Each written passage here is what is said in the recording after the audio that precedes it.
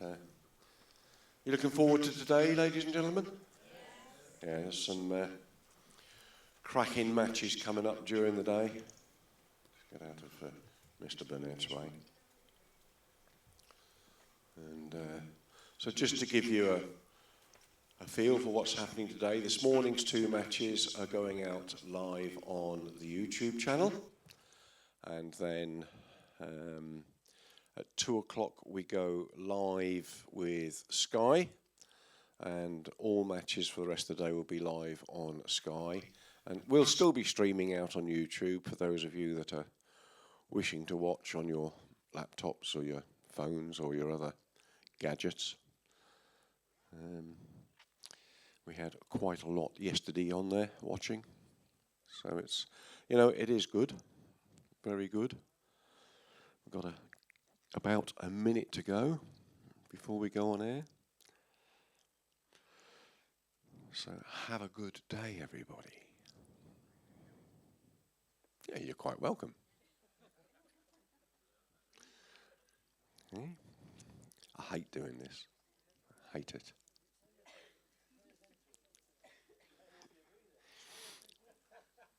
Right, ladies and gentlemen. Welcome to the Co-operative Funeralcare International Open here at Blackpool Newton Hall Holiday Park. And let's bring your players on. Well, he's an English international and former British Isles singles champion, world ranked at number 16. It's Blackpool's very own Mark Dawes. Ain't seen nothing yet. But baby, you just ain't seen nothing yet. It's something that you're never gonna forget.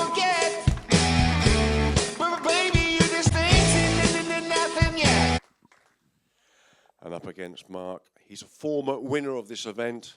He's the reigning World Pairs and Mixed Pairs champion, world ranked at number 7 from Scotland. It is Darren Burnett.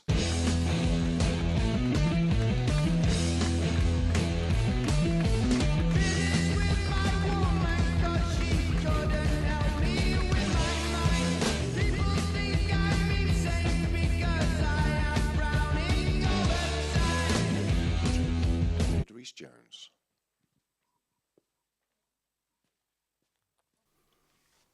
Well, welcome everyone to the Blackpool Newton Hall Club here in Blackpool, which for this week at least has become the epicentre of World Bowls. The World Bowls Tour holding its ranking event, the International Open here on the club carpet. And we're into the second round. You've seen the players introduced. Here is Darren Burnett from Arbroath. Apart from the long list of achievements mentioned by Richard Madison in the introduction, he is also the reigning Commonwealth Games men's singles champion. Tremendous player, Darren Burnett, but he's got his work cut out today against Mark Dawes from Bury. That's where he lives anyway, in Bury, or should I say Bury. But he plays for this club at Newton Hall, knows every inch of this carpet, so he ought to be able to give Darren Burnett a real run for his money.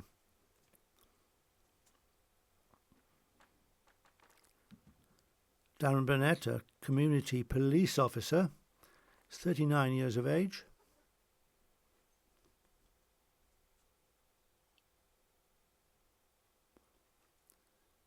Red shirt, red bowls, that's Darren Burnett. Great start for Mark Dawes with the green bowls. His first bowl on top of the jack. Can he consolidate with his second delivery? Good line. Oh yes, perfect. Behind in a receiving position, and it counts as well. 2 shots to Mark Dawes. And Darren Burnett in a spot of bother at this early stage.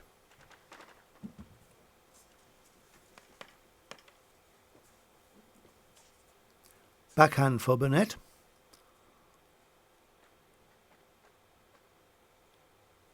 This is better. Oh, that's a touch of class. A lot of people might have run at that, attacked it to try and remove something. But Burnett there, putting faith in his drawing ability.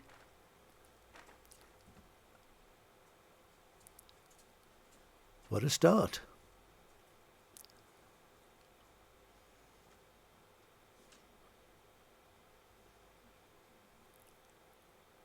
Oh, you could see what he had in mind there. That bowl was coming in on a line, a little bit more weight on that, and he could have pushed that red bowl out.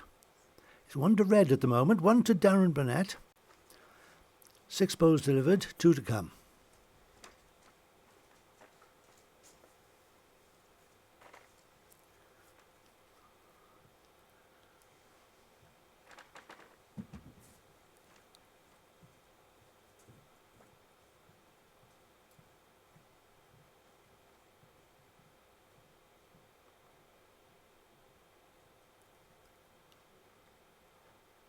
Just a little cautious. Who can blame him? Didn't want to be overweight to take his own out, but he's left Francis Fletcher there, casting his eye over proceedings. Darren has left Mark with a great opportunity for a takeout. This would be very profitable. If he can see that red bowl, if he can take it out, he could score 4 shots here. What a start that would be. He likes it. He's got it, you know. He's got it all the way. Oh, he's unlucky. He didn't want to touch the jack. If he hadn't touched the jack, that was 4 shots to Mark Dawes. As it is, the nearest bowl to the jack belongs to Darren Burnett, and it's the Scot who puts the first shot on the card.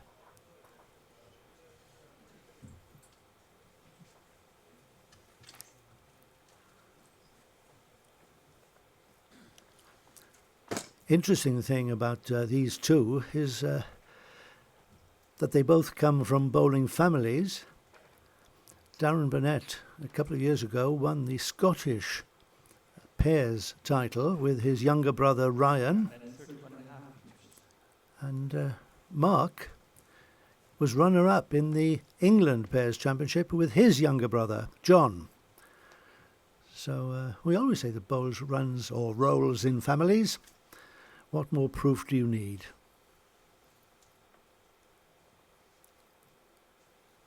Darren's dad was an international, played for Scotland.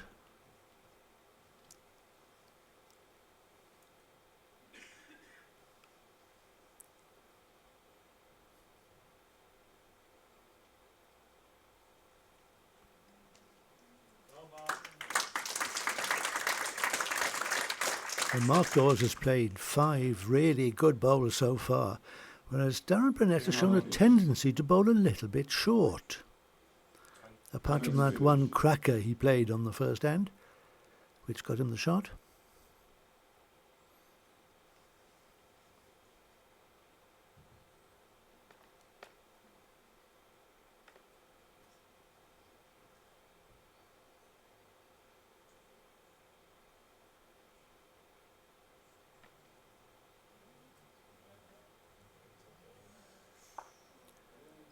Good working bowl, didn't get the shot, but it's a bowl in the head, as we say. He'll be pleased with that. Jack.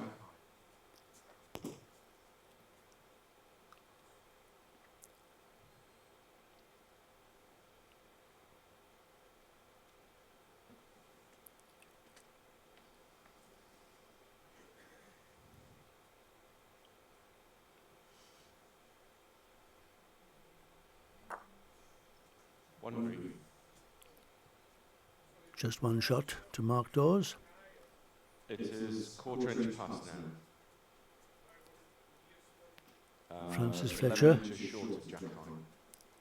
the marker for this game, giving Darren Burnett the information he requires. The shot bowl is a quarter of an inch past Jack High, which makes it very restable. You won't be short with this. He's looking. What's he got? Oh, Just bent a little bit too quickly. Still there though. Still there for both players. Both of them playing the forehand. That's the option open to them. Mark really needs another one in. And that's exactly what he's got. Oh, well played. Brilliant bowling from Mark Dawes. That will cheer up the home supporters here at the Newton Hall Club in Blackpool. 2 green.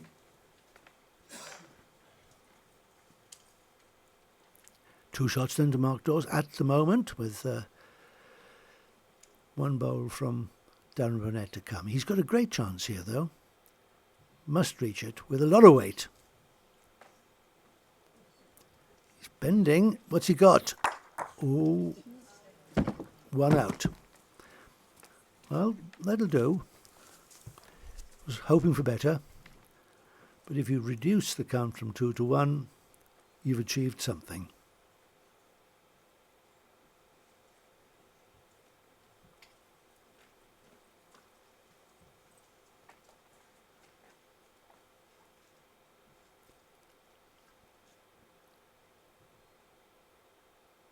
Straightforward draw from Mark Dawes. Has to get within 6 inches of the jack for another counter. And I don't think he'll get back with this. Not in time, anyway. It came back to the centre line in the end. It's just 2 feet too heavy. A shot, though, to the home player. One apiece. Or as they say up here in Crown Green country, one across.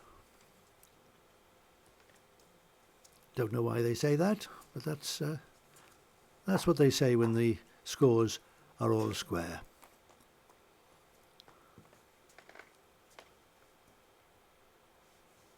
Chapman, 26 metres.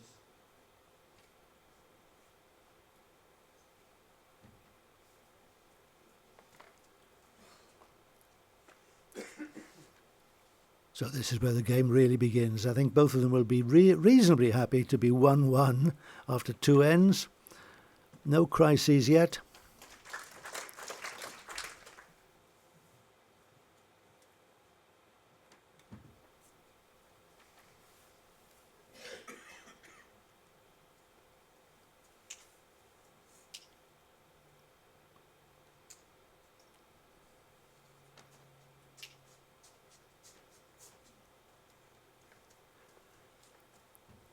It's Mark who has started with the more consistent length.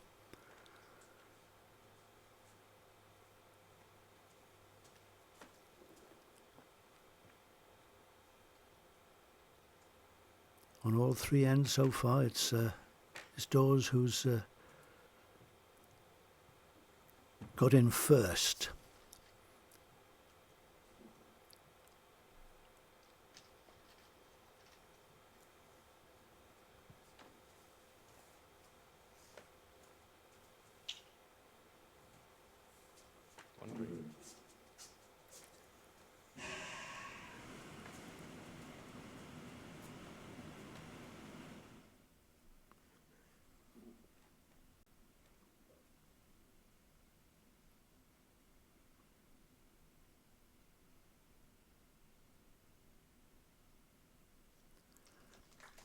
Makes it look easy, doesn't he? 2 shots to Mark Dawes at the moment.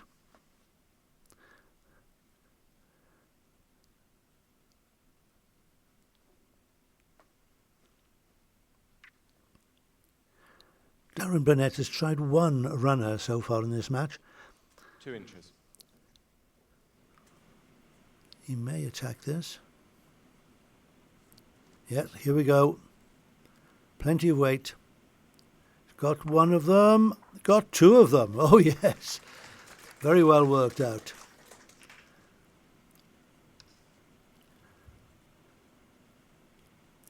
You might say there was an element of good fortune there.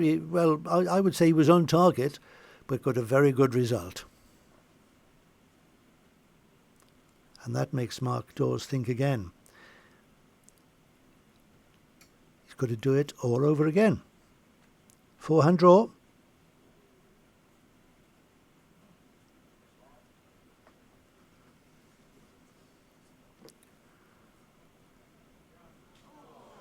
Well, he's very unlucky there.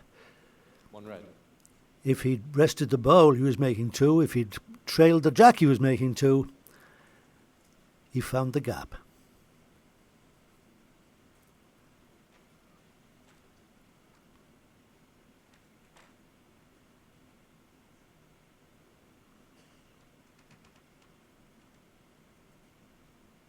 Last bowl of the end then from Darren Burnett. And he's found his drawing touch now. That's sure. Is it in? Oh, it ran a bit far.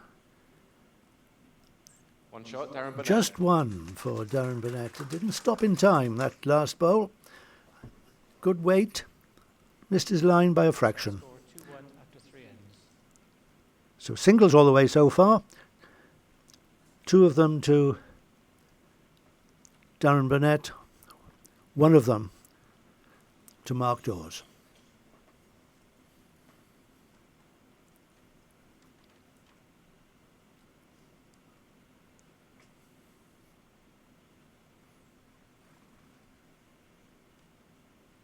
Chat length 29.5 metres.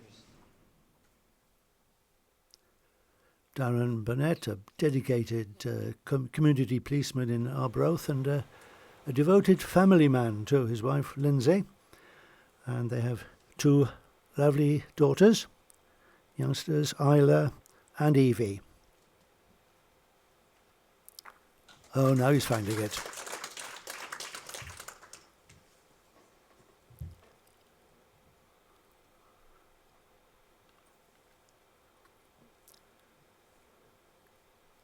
I think it would be fair to say that Mark Dawes has had the better of the drawing exchanges so far, but bowls is all about the ability to turn heads, and Gap on the shot bowl, 4 inches. Darren Burnett has exhibited that quality by turning things around his way.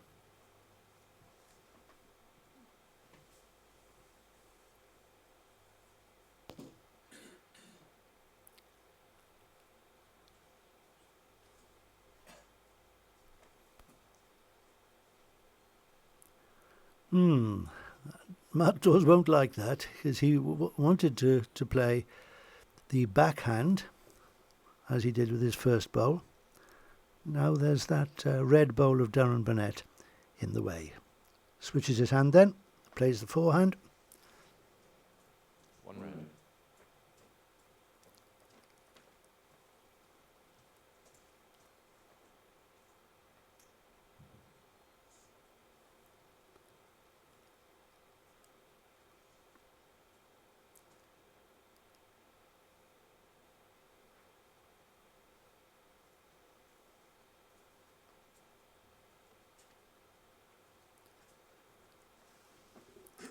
Not counting, just 1 shot to Darren Burnett at the moment. Mark Dawes will be just a little concerned. He's only got 1 bowl in the head.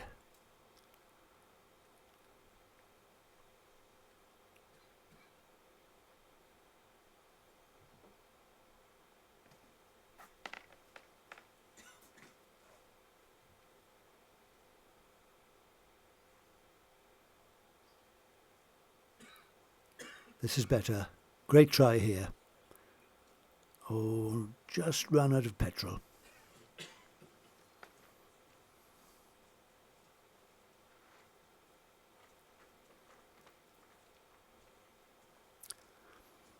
Now it might be tempting for Burnett to look at that green bowl and see if he can push it out of the head for 4. I don't think he'll be that adventurous at this stage. Although he's playing it on the backhand. I wonder if that's what he's got in mind. Only I don't think he's got the weight to do the job. Has he? Oh, what a great effort. He's made 3.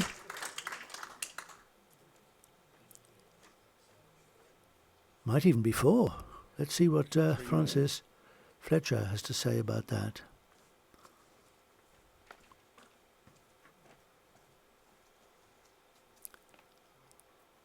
Yet again, Darren Burnett's ability to turn heads into his favour and puts Mark under a lot of trouble here. He's running for it. He's got the gap. He's got the jack. The jack goes out. I don't think he's any better off.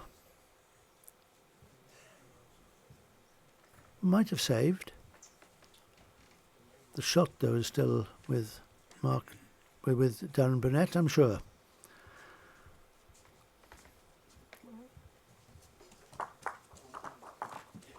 One shot, Darren Burnett. Oh, one shot. So that last bowl of Mark Dawes was very effective.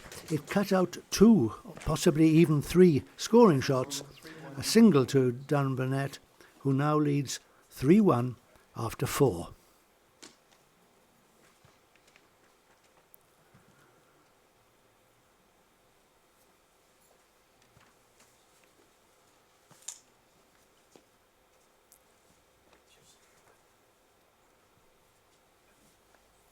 Chapman, 13.5 meters. Start of end 5 here in this second round match in the Co-operative Funeralcare International Open here at the Blackpool Newton Hall Club. Darren Burnett from Scotland in red, who spent a bit of time making it into the top 16, but when he got there, he won the International Open, this event, when it was held in Burgess Hill in Sussex.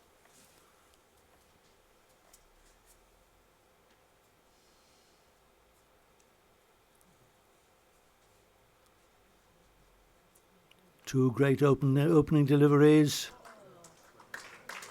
A toucher from Mark Dawes, but it fell out, so it's still red holding shot. Position of both balls to the jack, please. Darren, yours is 2.5 inches short of jack high, 3/4 inch gap. Mark has a 2-inch gap.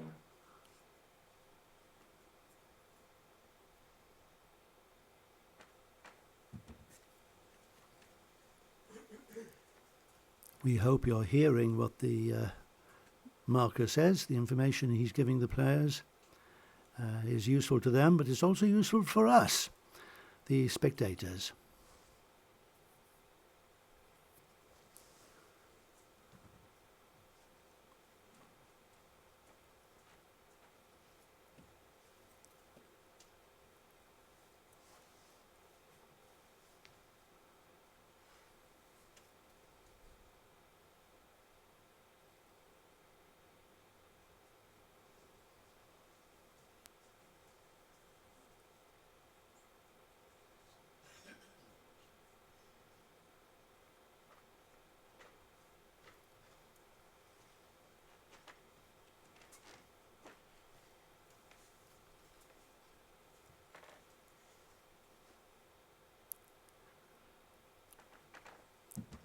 An unorthodox style of delivery from Darren Burnett.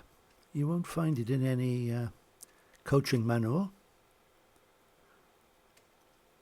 but highly effective. That goes without saying. Just look at his record.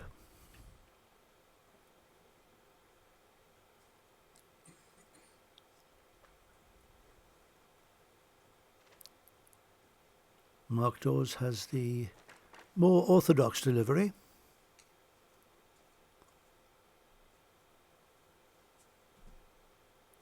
Doesn't waste much time on the mat. Doesn't even set himself. Gets on with it. Oh. Yeah, yes, Darren, that's what he was trying to hit. And if he does, where does the jack go? That's what Darren Burnett is asking himself. If Mark Dawes does hit the green bowl with his next and the jack goes, that's where Darren Burnett wants to place this next bowl, in a receiving position. I guess it will be to the right of the screen and behind the green bowl.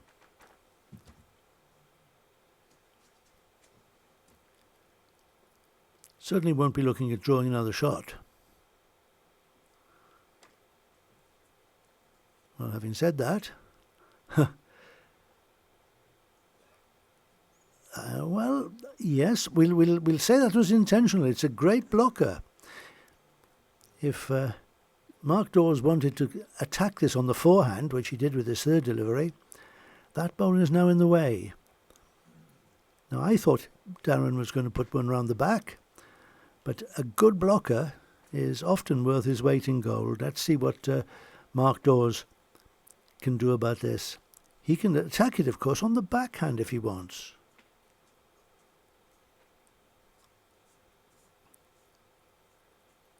Forehand. Too much weight or too wide, one of the two. With a little bit of weight, the bowls tend to hold by. They don't bend. So yet another single, the fifth single in 5 ends. This one goes to Darren Burnett. He leads 4-1 after 5.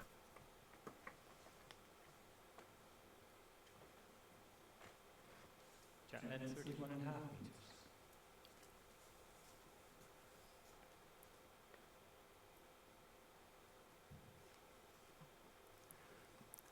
If you've just joined us for this early morning transmission, you'll want to know that this is the second round of the International Open here at Blackpool, and it's Darren Burnett of Scotland against Mark Dawes of England, a member of this very club. Mark in green, Burnett in red. And it's Darren Burnett leading 4-1 after 5 ends.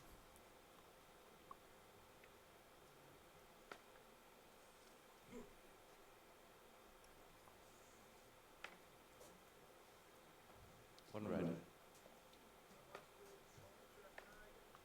About 4 inches short of Jack High.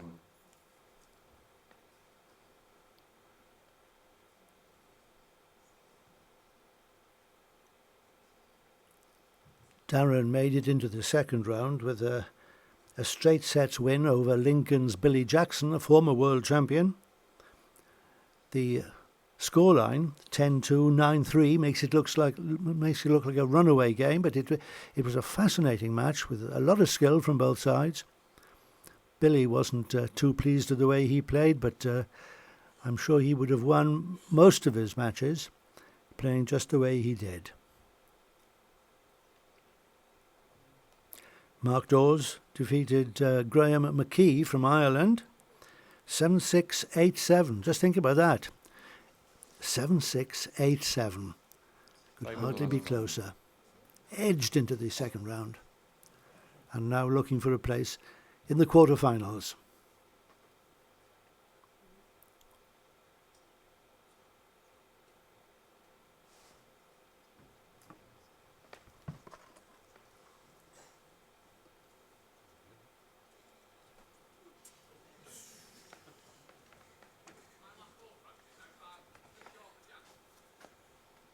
And 7 inches short of Jack High, measure for shot.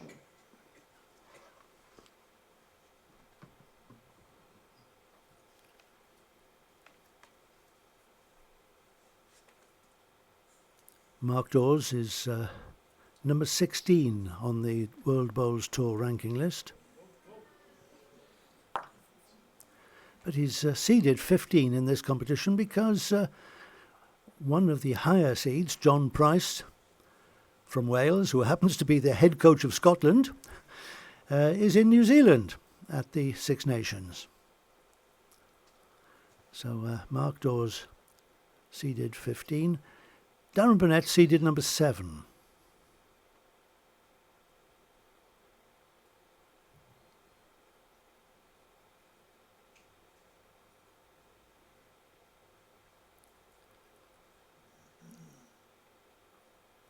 Red holds shot, but a bit of movement on the jack would help.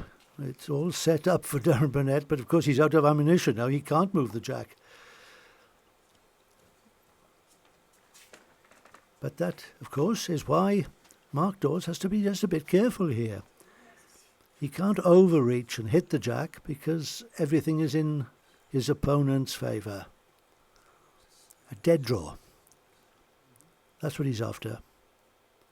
Needs to get back on the card.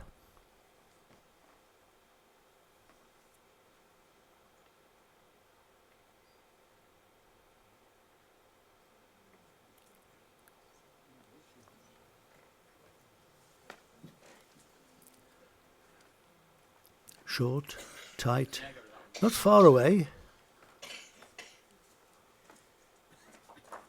Now the ball that was removed because it was not in the count. That's the assumption that I've made anyway. So this is a measure for shot. Red Burnett. Green Dawes. The marker, or the umpire in this case, come on to measure it with the caliper measure, is Mike Davis from Somerset. Steady hand. And I think there was a gap there. Both touching there. It's red it is. For those who are not familiar, the umpire, after measuring, pushes out the bowl, which he is awarding the shot. Set score 5-1 after 6 ends. Another single. The march goes on. 5-1 to Darren Burnett after 6 ends. Just a word about the format. It's best of 2 sets. Each set is 9 ends. And in the case of a tie at 1 set apiece, we go into a 3-end tie break. I'll tell you more about that if we get there.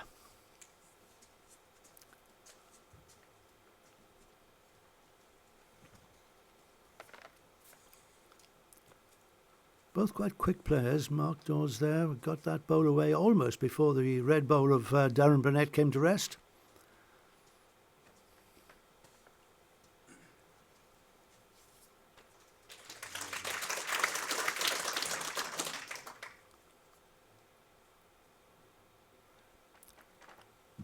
Warm applause from the home crowd. They know Mark so well. He's an outstanding player. He's brought many honours to this club. He doesn't live in Blackpool. He lives in Bury.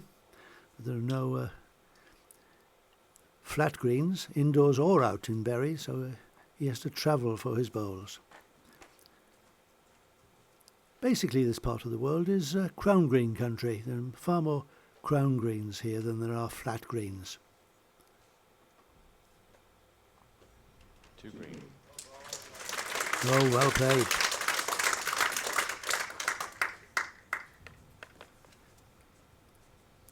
Mark Dawes holding 2 shots.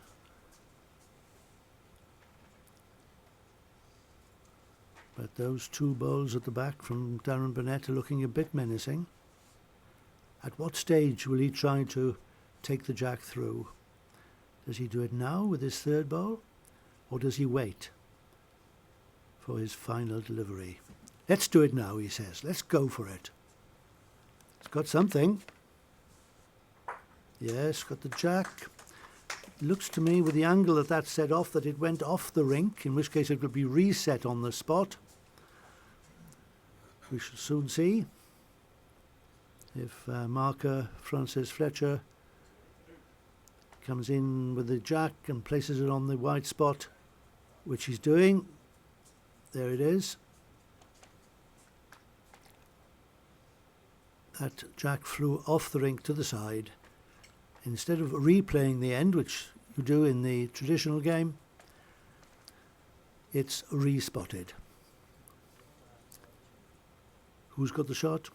Well, it doesn't really matter. They're both going to beat it.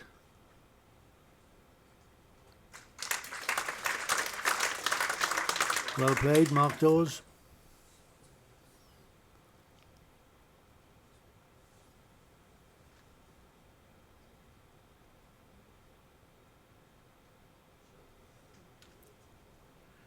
Well, what is Darren asking there? He's...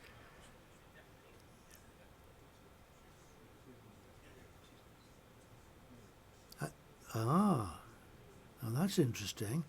Darren picked up the fact that it was his toucher which took the jack off the rink had finished in the ditch, but it had been lifted out by marker Francis Fletcher. But being a toucher, it should have remained there live, and it has been replaced by the agreement of both players.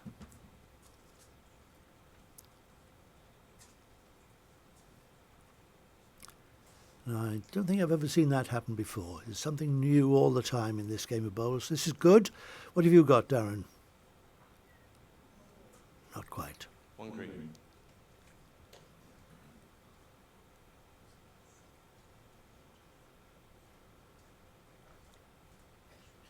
So, great chance for Mark Dawes to make inroads into this deficit.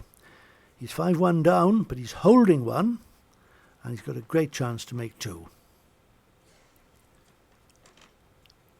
Found it perfectly with his third delivery. This is good, as long as he's got the running.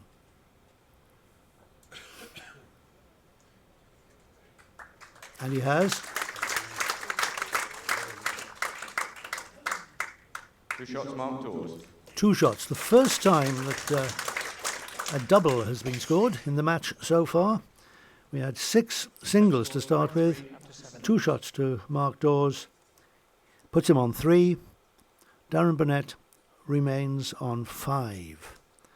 This game, this set, could go either way. Just 2 ends to go. And 2 shots the difference.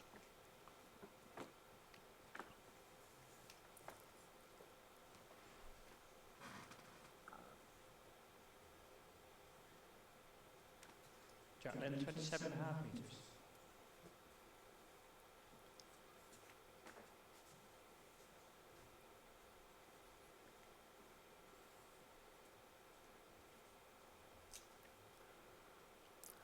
Like Burnett, Mark Dawes is a family man, his wife Claire, and they have 2 young sons, Thomas, aged 6, and Freddie, aged 3.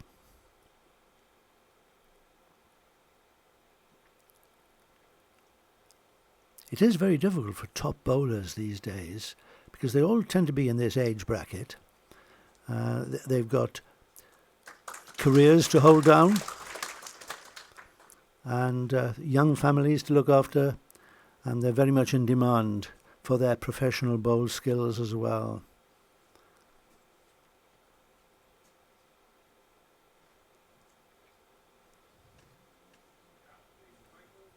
It's an 8-inch gap, 1 red.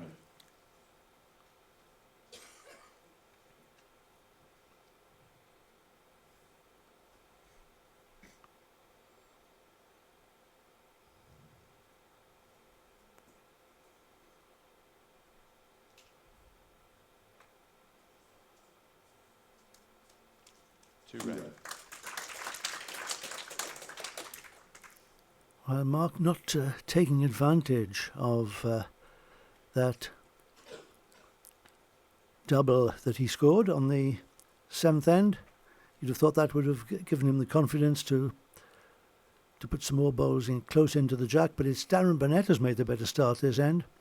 And this time it might be Mark Dawes' turn to play weight at this. A draw looks ever so difficult. There's no natural line to the jack. Mark has 4 timeouts remaining. 2 shots against. He can't be worse off. So surely he will hit this.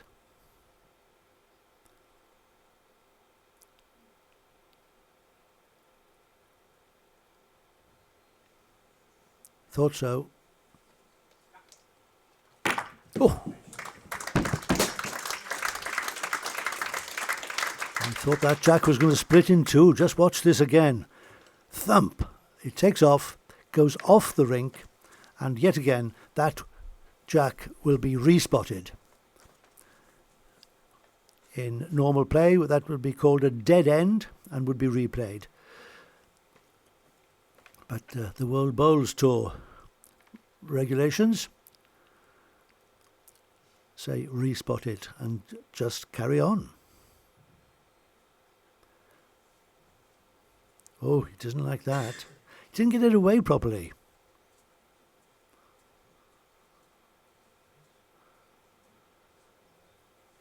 He's got a shot. It's not that bad, Darren.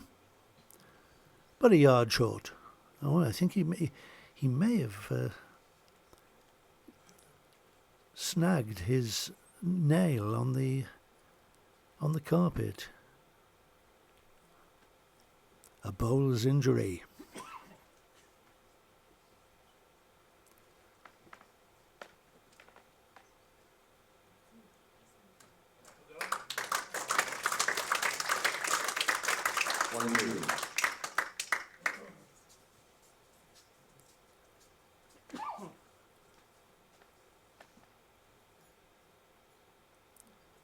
The shot with Mark Dawes. Darren Burnett will draw this, I think.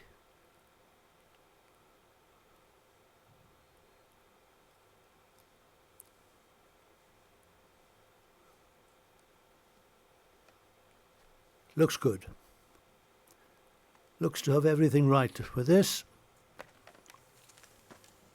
Absolutely. A dead length toucher. A perfect delivery. Gives Darren Burnett a shot and now a handsome lead to take into the last end of the set. He leads 6-3. Mark Dawes needs 3 to tie and 4 to win the set. There it is, 6-3 to Burnett.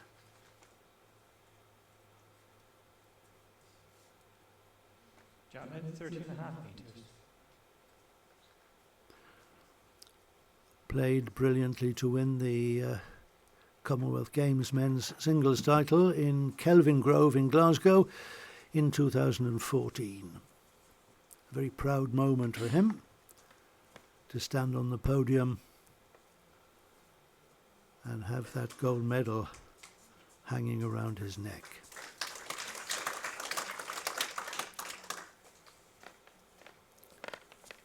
And how well blessed Scotland are with great world-class players. In that Commonwealth Games, it was Paul Foster and Alex Marshall who won the pairs. And they're all in the frame for places in the World Outdoor Championships in Christchurch next November. The gap between both bowls, please. Between the two bowls, 20 inches.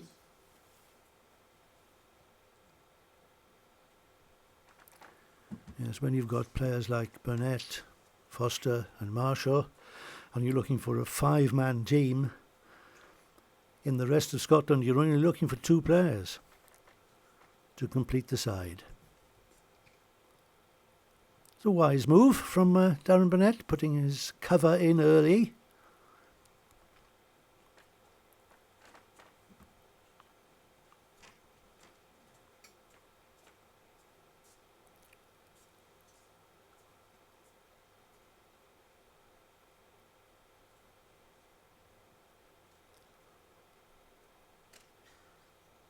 That's not quite what he wanted.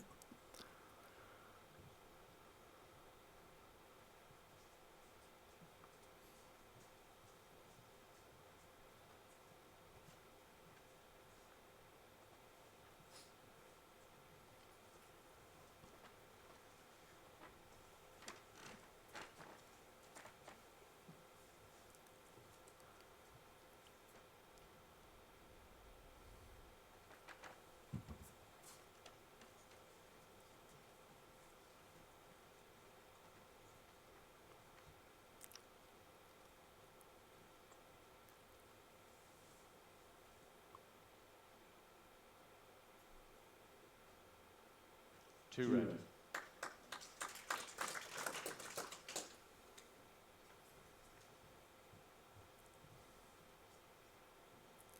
Remember that Mark has to score 3 on this end to tie.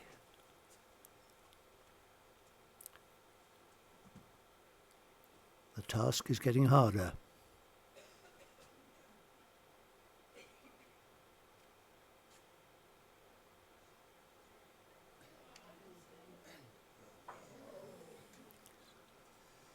Good effort. He wanted the jack, and then he'd have been in with some sort of chance. And now, with 3 green bowls so far behind the jack, surely Darren Burnett must try to join them. Put a bowl in a place where... that's a timeout. He's added to the time he's allowed. You're allowed 30 seconds after the last bowl comes to rest before you deliver your own. But if things need a little bit more thought, you can ask for a timeout. I think it's 5 timeouts you're allowed during the match. I may be wrong, but I think it's 5. And the timeout means you get an extra minute. There's that deep bowl. Is it deep enough? It might not be. Darren has 4 timeouts remaining. You heard Sir Francis Fletcher there saying Darren Burnett has 4 timeouts remaining. That was his first. Mark then, if he picks the jack up and takes it through to the ditch, then he could score those 3 shots, and he's not far away. He's trying.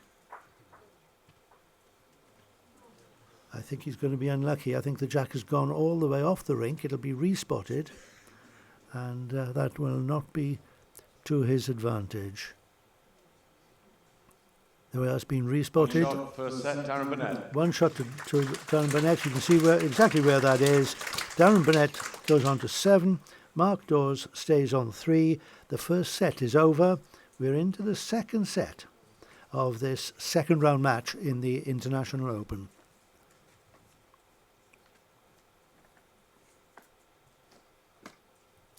Mark Dawes, fresh from a national triumph, he skipped a team from this club to the English mixed fours title, just a few weeks ago. That's the third time that particular club quartet has won the national mixed pairs title. And with him were Emma Seed, Sue Kearsley and Jonathan Goodall. And that very four, has won the National Mixed Fours title 3 times. Fantastic performance from those players.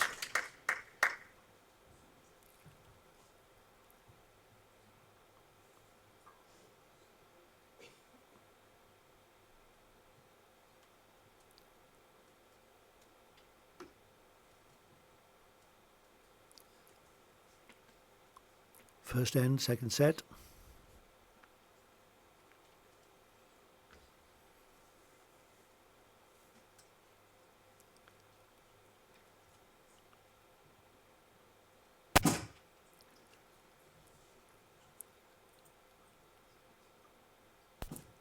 Singles play used to be on a 21-up basis, but when the sets format was introduced, a new psychological scenario developed. It's what I call second set psychosis, and it applies to both players. If you win the first set, you tend to relax. If you've lost the first set, you dig your heels in and really try as hard as you can. So it's like it is literally a new game. 3/4 of an inch short of Jack.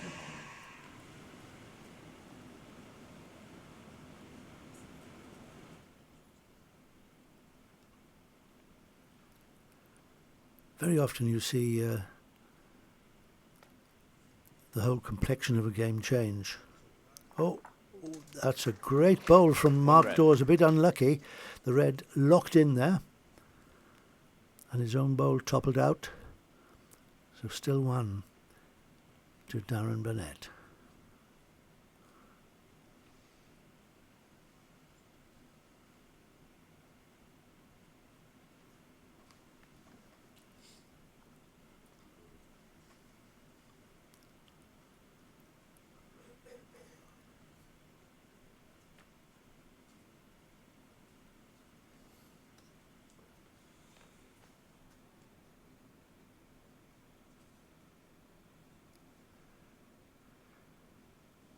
Mark Dawes' first national triumph was in 2005 when he was just 19. He won the All England under 25 singles title.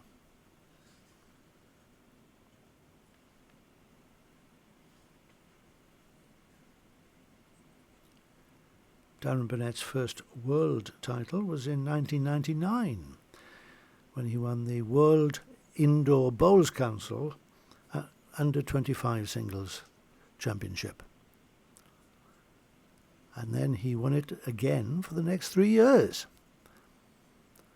What a player. And he's got another shot here. That was one for nothing. Just a simple draw was all that was required. 2 shots, Darren Burnett. 2 shots to Darren Burnett. He makes a confident start to the second set, having won the first. 7-3. He's 2-0 up in the second.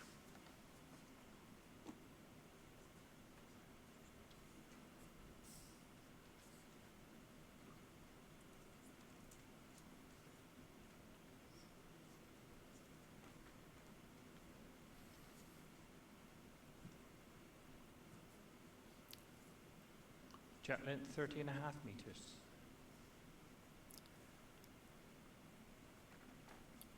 Burnett set the rinks on fire in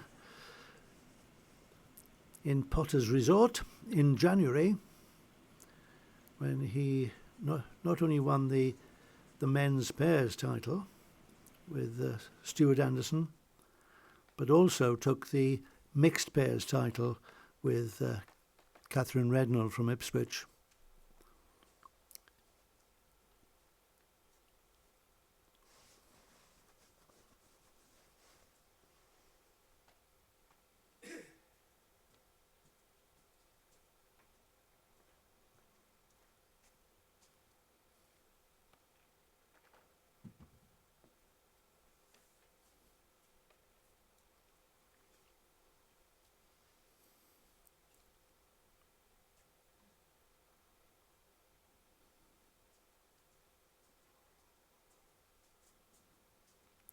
One red. I pass my ball fast, please, Francis. 16-inch gap.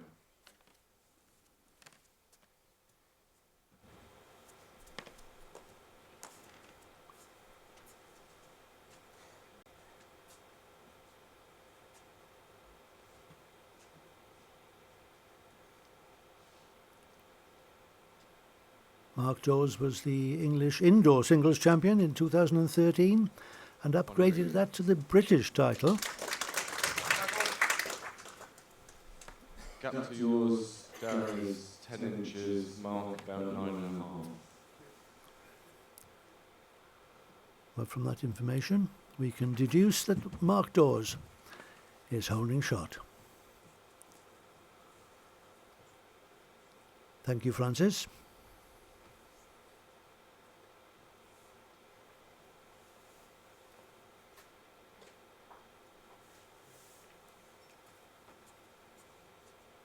Great chance for the Lancastrian.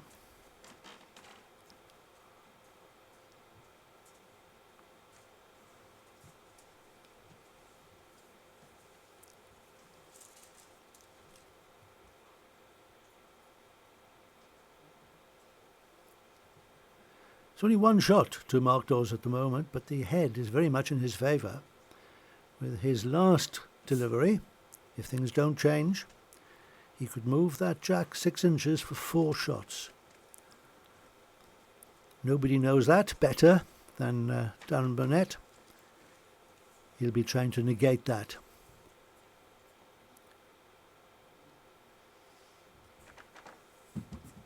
The last thing he wants is another short bowl.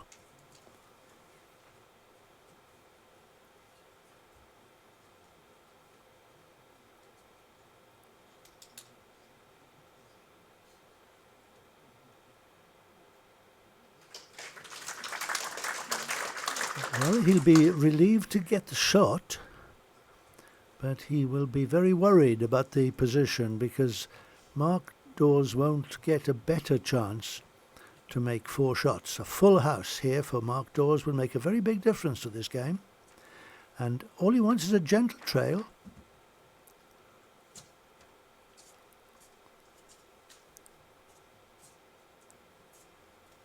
Certainly given it the green, or should I say the blue.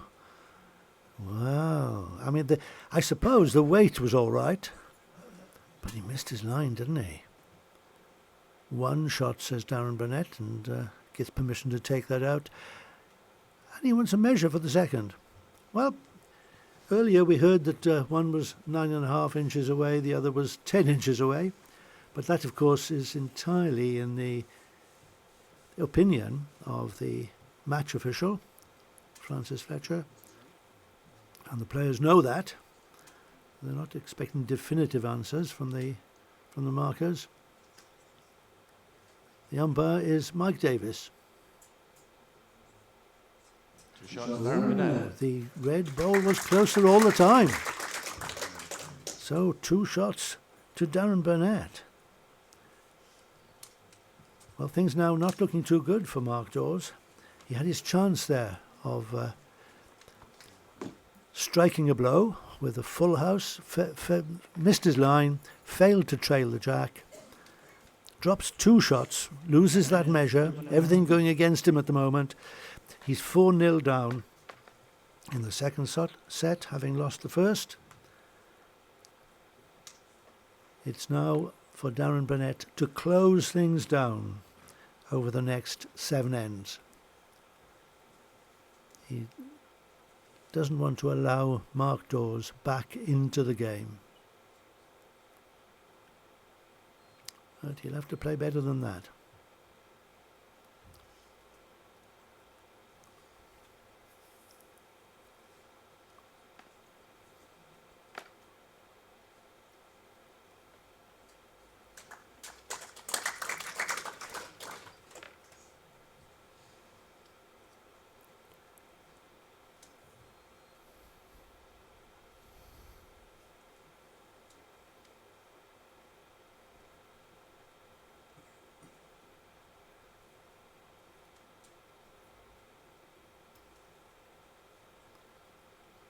Good correction.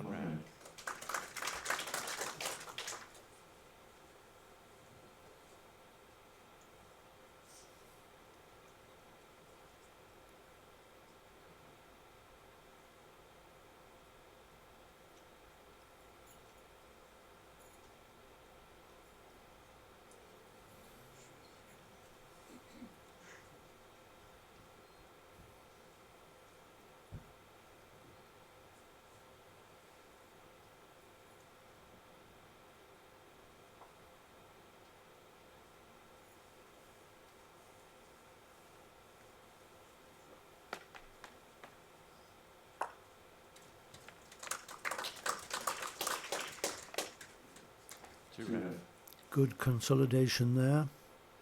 Not quite so easy for Mark Dawes now.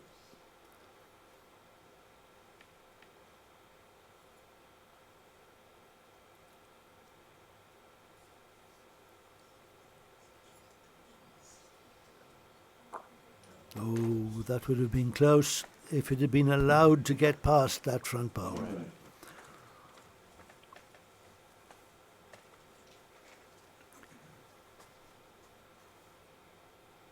But it's even better for Darren Burnett. The way things are lying in the head, he's looking quite secure now.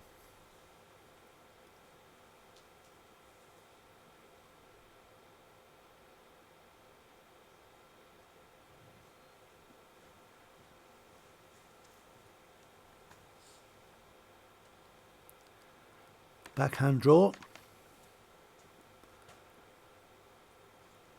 Nothing in the way. All he's got to do is to stop. May have stopped in time. I don't know. Don't think so. I think it's only one.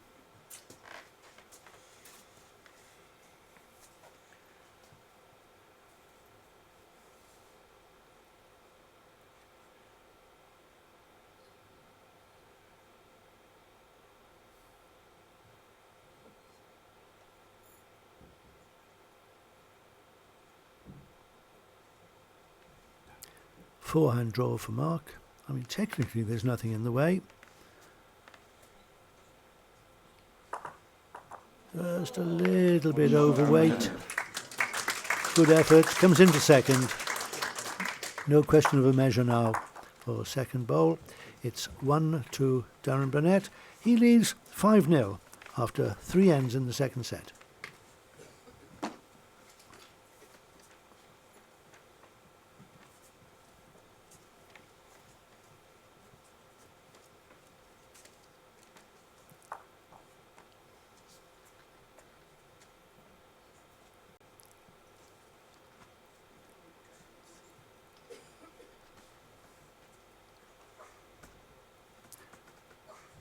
Well, it's not the most scintillating game that we've seen in the tournament this week, but an exhibition of good drawing skills from both players, and Darren Burnett's ability to turn heads, to convert heads to his advantage, has been in evidence.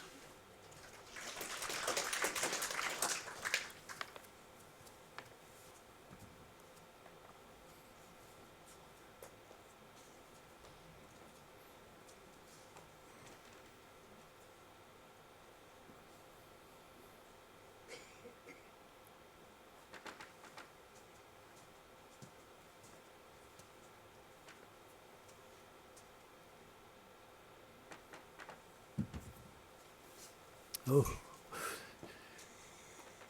Burnett showing his displeasure at that. Again, it's a matter of delivery. I think he didn't get it away at all well.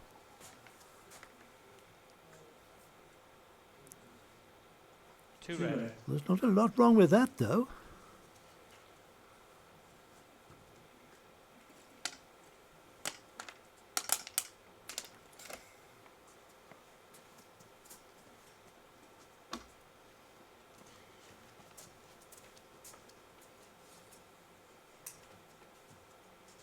One red. Pass that last, go short, please. 20 inches short of Jack high. My ball here, is it just short of Jack high? Yes, it's 7 inches short.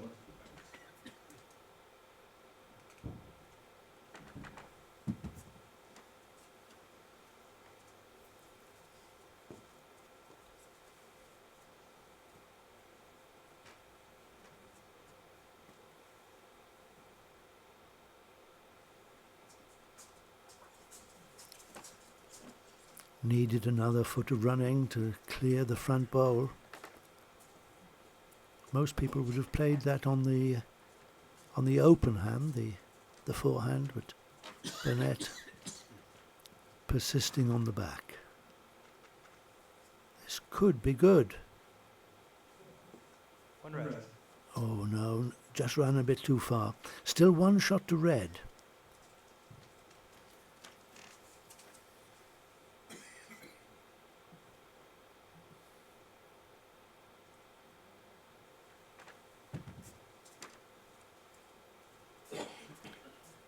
This time it's the open hand for Darren Burnett. Needs another one in with 2 seconds against. No.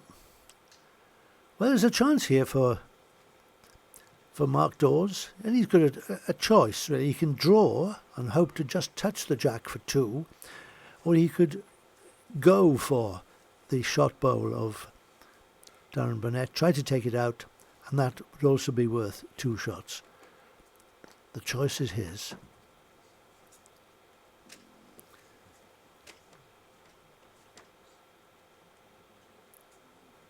He's got his own front. Ah, yes. Well, we'll give him the benefit of the doubt there. I think he may have had that in mind. That was one of his options anyway. Off his own front bowl, onto the shot bowl. Out goes the shot bowl. It's 2 shots to Mark Dawes. It's now 5-2 in the second set. We may have a game on our hands yet.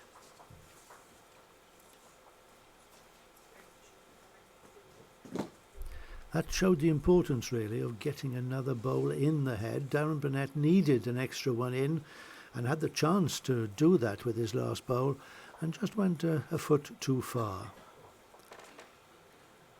paid the penalty when Mark Dawes removed the shot bowl. Didn't do it direct, but that's all in the game. It was not an outrageous fluke. It was a percentage shot.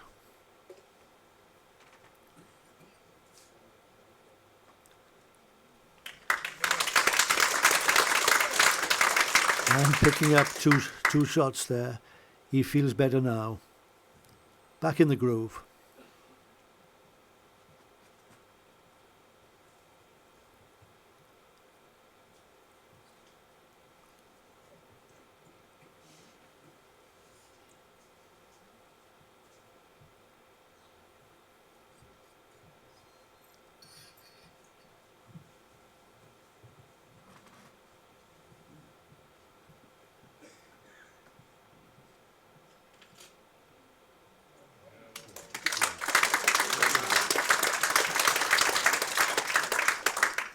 That's just what Mark Dawes wanted. Tidy things up. Forces Burnett into firing. He's got his own. Well, that sort of thing can happen when you drive. You can't guarantee you're going to get a good result, but Burnett could hardly have had a worse result than that. He's taken his first bowl off the rink. He hasn't got a bowl on the rink at all, and his opponent is holding two beauties.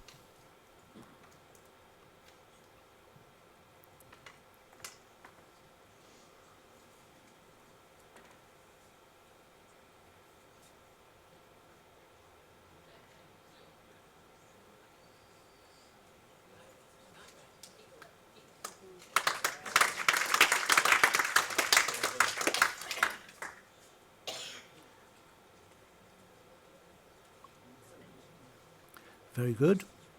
That bowl from Mark Dawes does not widen the target in any way.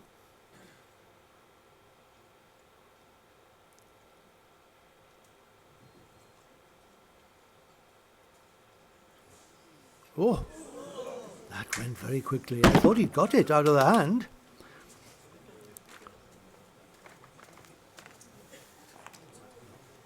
And I think he's committed himself now. I think Darren Burnett can do nothing but fire with his next bowl.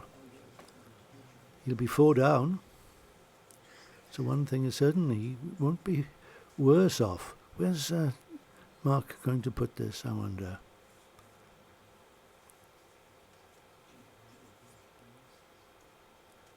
He's not bothering to go for cover. He doesn't need it. That'll do nicely.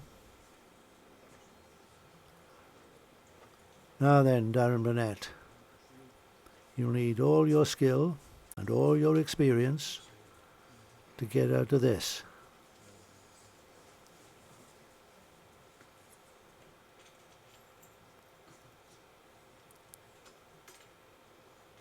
If he hits it, I can see 2 bowls going off the rink. But probably the jack will go off the rink as well and be respotted. So it all depends then where Darren's last bowl finishes. If he's going to drive at this, he can't guarantee he's going to finish on the rink at all.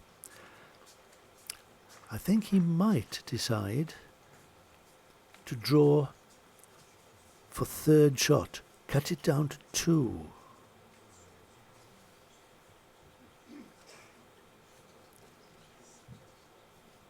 He's called a timeout. He needed a bit more time to think. The time is counting down. He's only got 20 seconds left. Oh, he is firing. That's a brave shot to play. Well, he's taken one out. So I suppose that's better than nothing.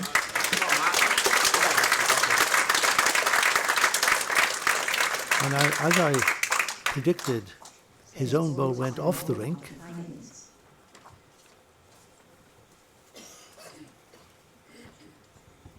So he drops 3 shots.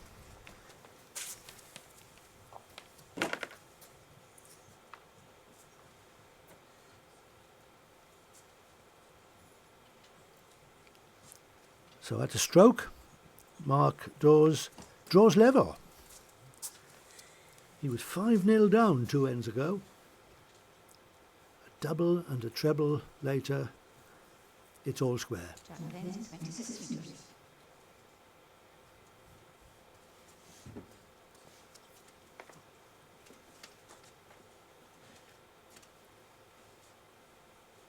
All the momentum now is behind the local man.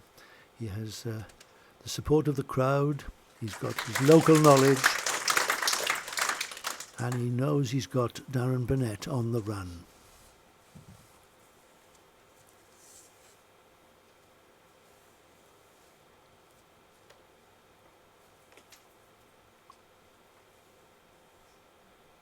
But this is where a player like Burnett can be most dangerous. Good opening delivery from him. Not quite so good as Mark's.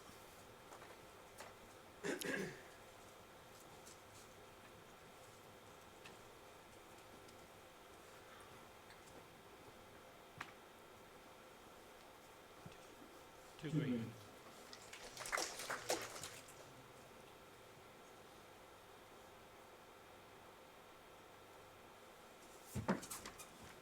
Wow, this is interesting. An accurate drive from Darren Burnett. Takes the 2 bowls and the jack. The jack goes into the ditch. And a new game here. Nothing anywhere near the jack. It's a game of 2 bowl singles now.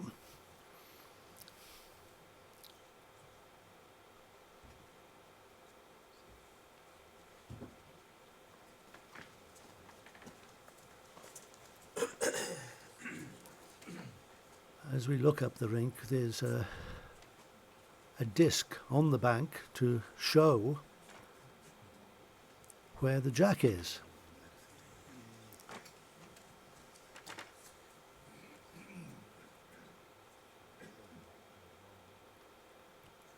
The jack almost went off rink and was respotted, but not quite. Can you see the that disc on the left? Almost on the rink marker.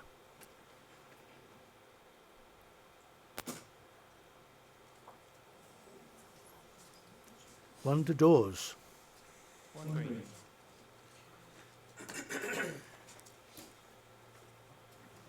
I'm sorry we can't show you exactly the position of the jack in the ditch, but it is as near the corner of the rink as you can make it.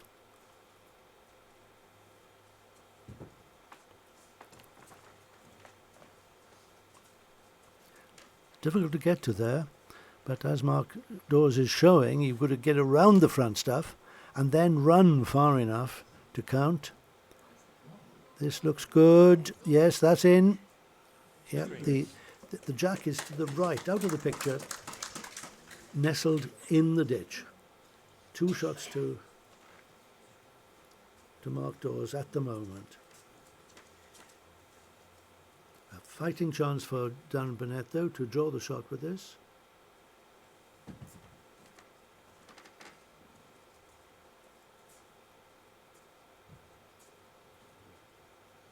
He may have put too much weight behind this.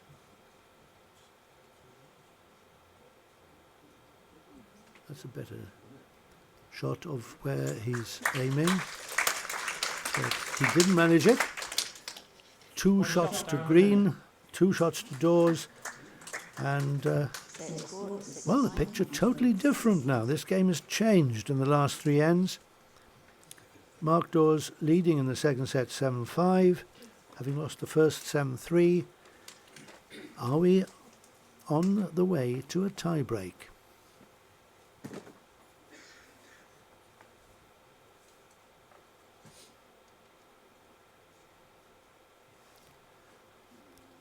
The marker is now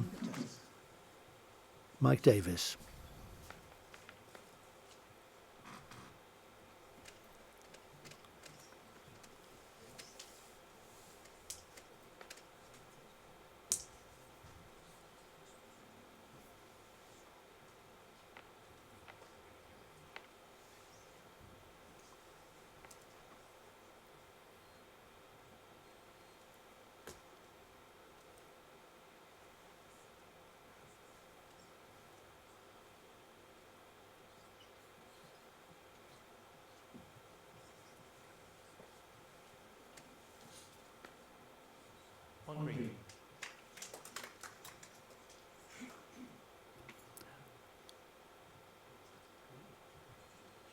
Well, it has taken this particular commentator by surprise, but it seems that Darren Burnett won the previous end.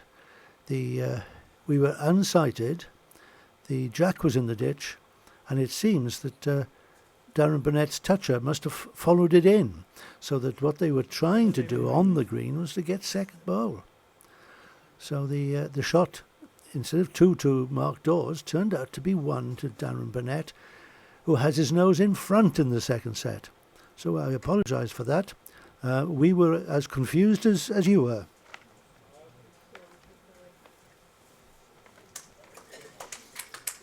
Two green.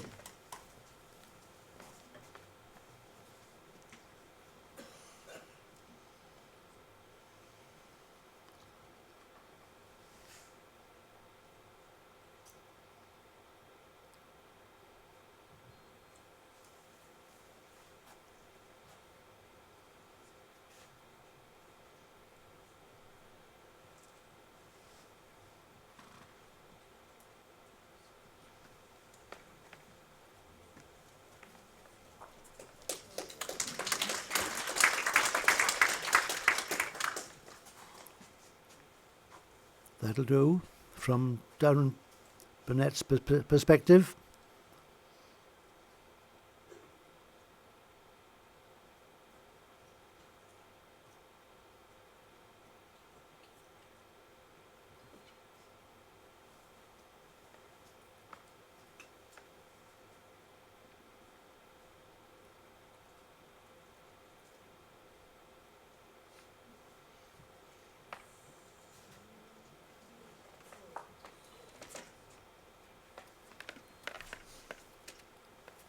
Full contact there would have been good enough to give Mark Dawes the shot.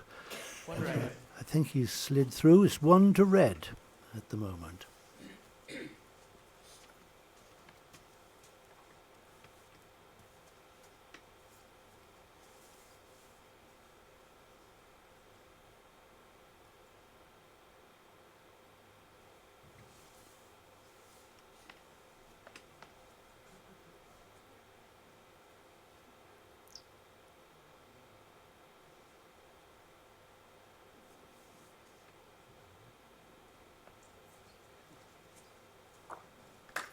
Two red. Well, that adds to Darren Burnett's lie here on the 7th end. He's got 2 shots, but the position is with this young man. 33-year-old Mark Dawes has a chance to tuck the jack around the corner for 3 shots.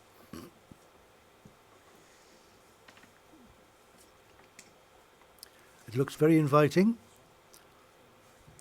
Right line, right weight. He's not far away. Can he pick it up? Oh, what a lovely effort.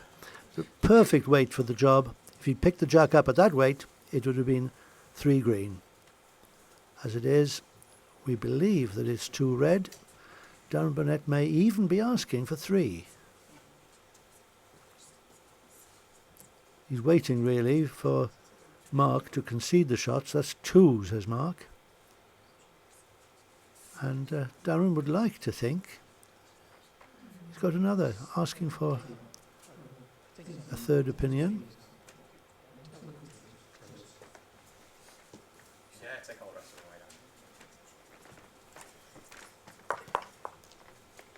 So onto the blue portable rink steps Sandra McLeish. In her last World Bowls Tour ranking event, she received a Lifetime Achievement Award at Potter's Resort when the World Bowls Tour Oscars were handed out in January. And her service to bowls, as far as the World Bowls Tour is concerned, is coming to an end. She's retiring from her role as official. She says it was Green that won that particular measure, and it's 2 to Burnett. He now leads 8-5 with just 2 ends to play. Time and ends are running out for Mark Dawes now. He needs to score 4 shots over the next 2 ends to win the set, and he has to win the set to take this match into a tiebreak. Down 30 and a half inches.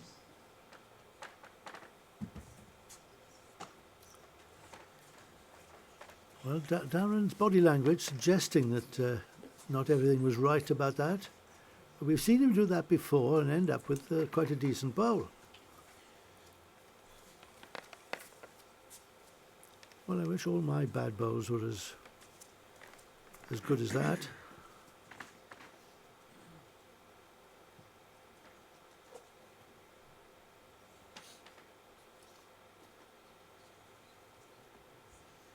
Mark Dawes has to play for shots now. Good start.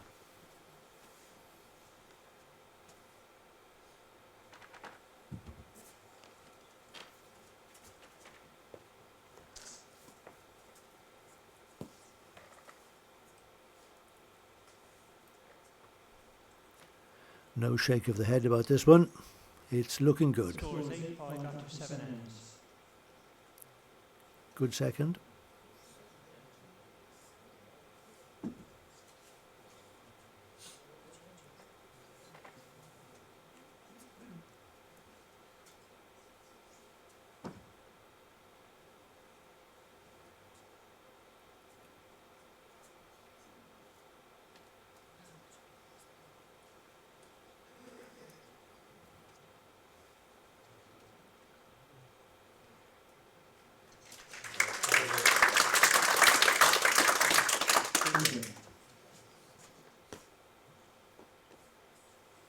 You can't ask for more than that. Giving it 100%. Mark Dawes.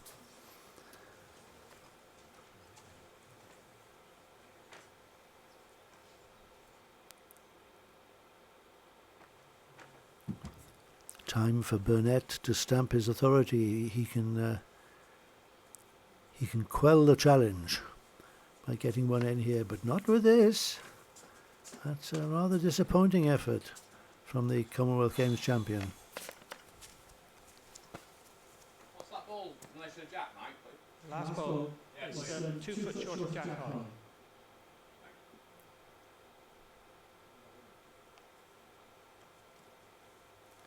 Still sticking with the forehand. He was tempted to change his hand because Burnett's bowl is partially in the way. There's room for him to bend inside it though. Just like this. Very well played.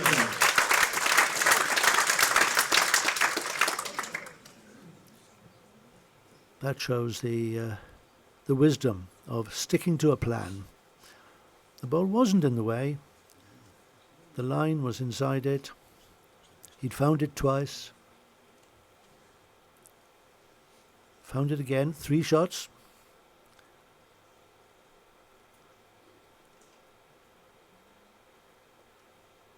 Time out. Darren has 2 timeouts remaining. I'm not at all surprised that he called for a timeout there. There's plenty for Darren Burnett to think about here. If he misses with this, he's likely to drop 4 shots and go into the last end 1 adrift.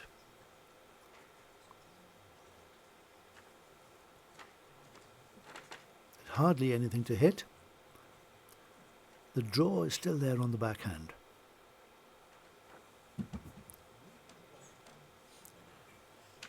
He's well known as a good pressure bowler. He's gone for that dead draw to the jack.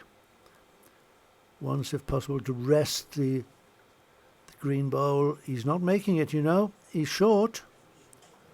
3 green. Very disappointed with that, Darren Burnett. The policeman failed to make an arrest. And he's going to be punished. Mark Dawes, guaranteed 3 shots. Could make it 4. He's changed his hand for some reason. And given it bags of green. Will it come back? Oh, that's a A bad miss. That should have been in. Perhaps he should have kept to his forehand, tried and trusted. But he scores 3, and that ties things up at 8 all after 8 ends in the second set. And so it turns the next end into a sort of knockout, if a sort of sudden death.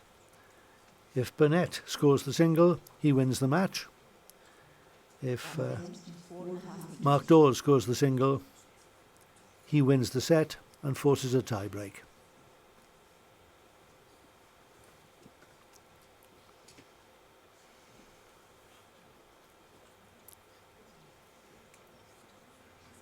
Definitely a shootout feel to this.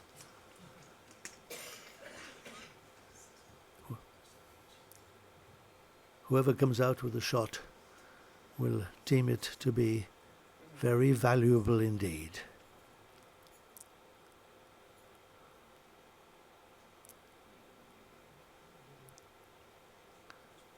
It's the shot. Not spectacularly close.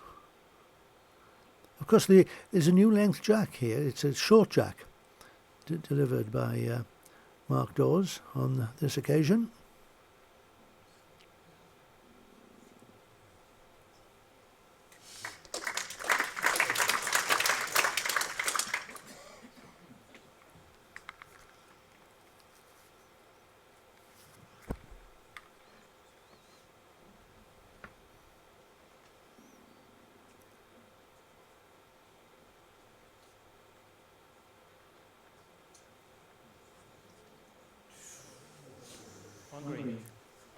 Every bowl so far has been the shot. Or did he say 1 green there? I think that may have just trickled through a little bit too far.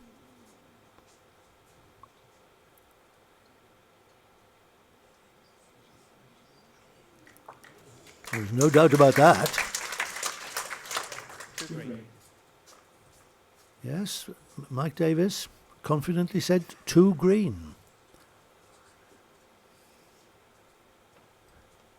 Is it time for Darren Burnett to bring out the big gun?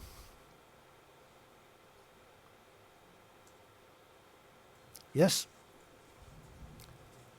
He's got his own bowl.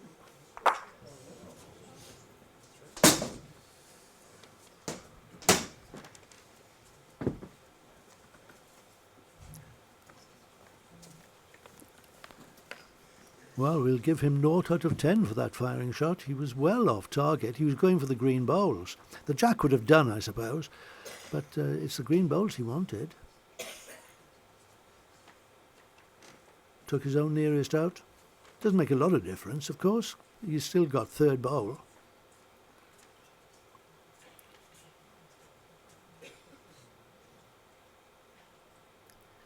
If he hits the green bowl, both of them will go, and I don't think anything else will move.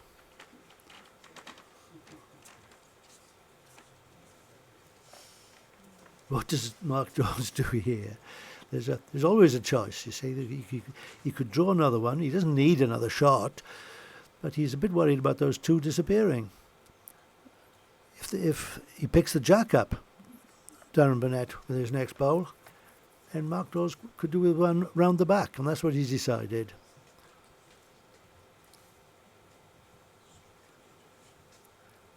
And now, of course, with the best back bowl, Darren Burnett, if he kills the end, knows that the jack will be respotted and the end will belong to Mark Dawes.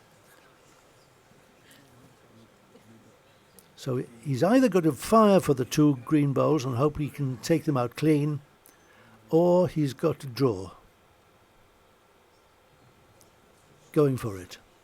Better this time. He's got the gap though. Oh!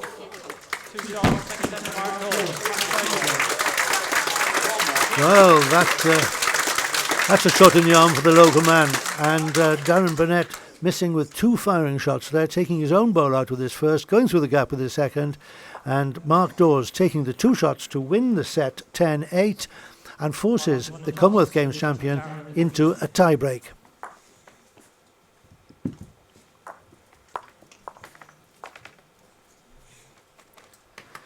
Well, it's been a fascinating game of bowls. We can't say that the quality has always been of the highest standard, but there's been flashes of brilliance, and we've never found it to be too predictable. All kinds of interesting things have been happening.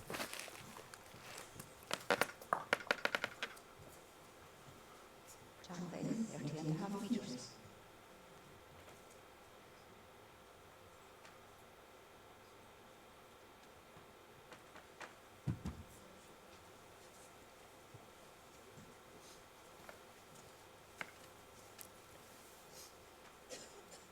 First end of the tie-break then, and everything to play for.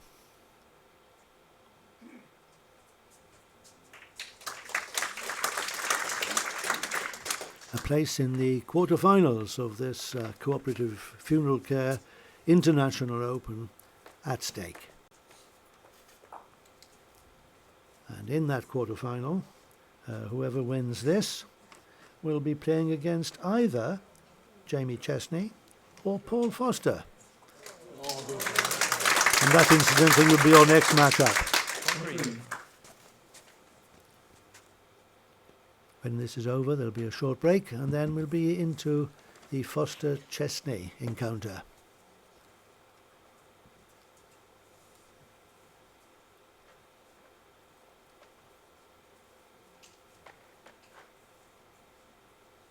My ball, Mike, in relation to the jack. Your ball is 7 inches short of jack high. And Darren's nearest, please. Darren's 3 inches past jack high. Thank you.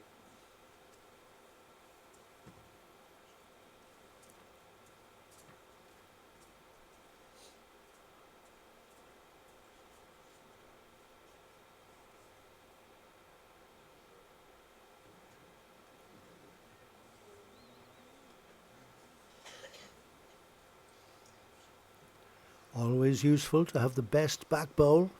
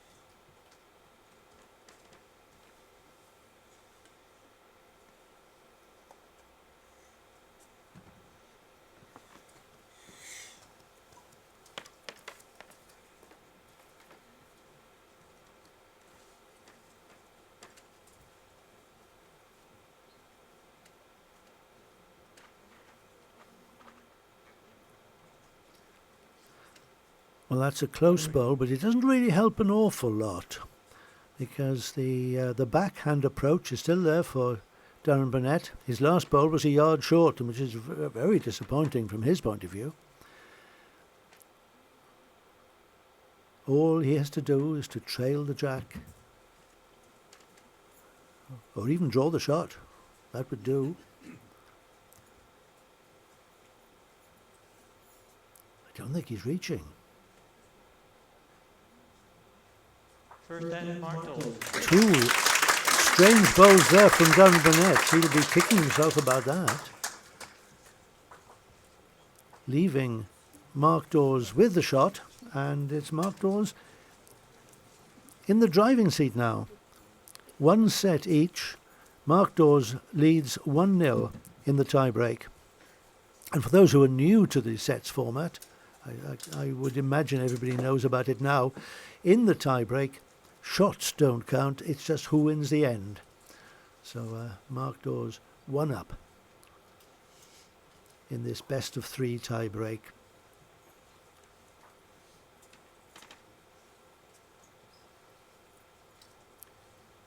The idea that the end only should count rather than the shots is basically to make sure that we don't have to have a fourth end in the tie-break. The World Outdoor Body play shots scored on the 3 tie-break ends, and quite often the score is equal and you have to have a fourth sudden death end.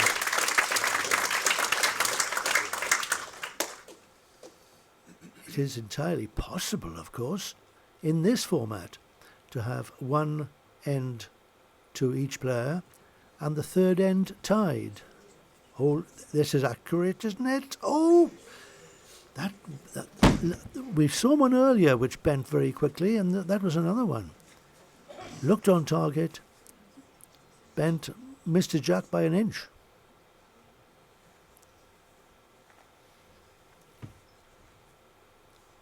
I think we'll see him go again. Mark Dawes making sure he doesn't get too close with this. I mean, that's close enough to count if he gets the bowl out. But it doesn't make things any easier for Darren Burnett. What does he do? What would you do at home? Would you fire? Would you draw?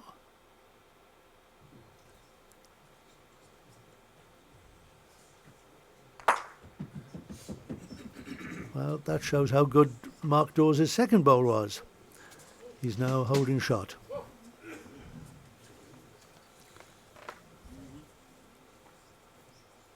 And Darren Burnett has used 2 bullets. He's only got 2 bowls left. And will have to resort to the draw after 2 firing shots.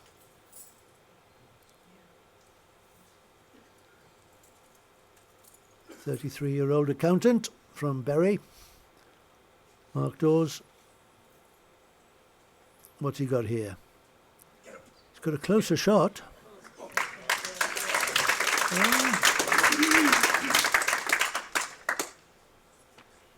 What an extraordinary match this has been. Mark Dawes now really in control. And Darren Burnett in real trouble. Oh, look, he doesn't like that. It's not far away, Darren. You've drawn the shot. Have you? No, he hasn't. 2 green. Now, what is going on? When Darren Burnett, there's 3 times in this match he's done it, he's dropped his head and snapped his thigh, and if looks would kill, we'd all be history. But the bowls that he has given up on have not been that bad at all.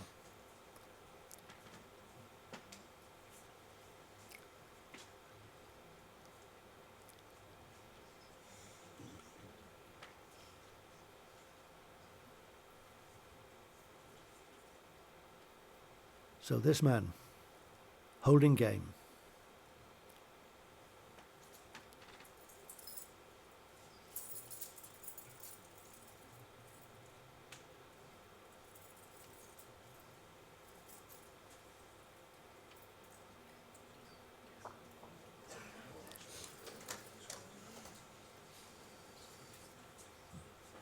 Well, Darren, what do you do now? Do you draw on the backhand?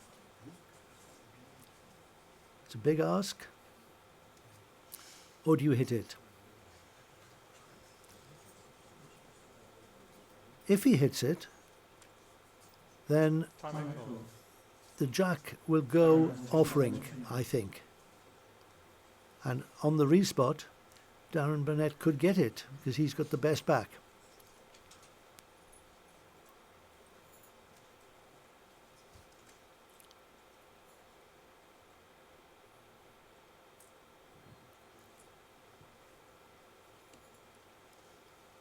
Placing his faith on the draw. This is a brave shot to play. Can it get back? Can it get back? Has it got the right weight? Second end, Mark. just announced too much weight, and Darren Burnett has to give best to the local man, Mark Dawes, who was under the cosh for most of the match, but kept his cool, kept going, and in the end came out on top. Join us after the break for the next second round match between Jamie Chesney and Paul Foster.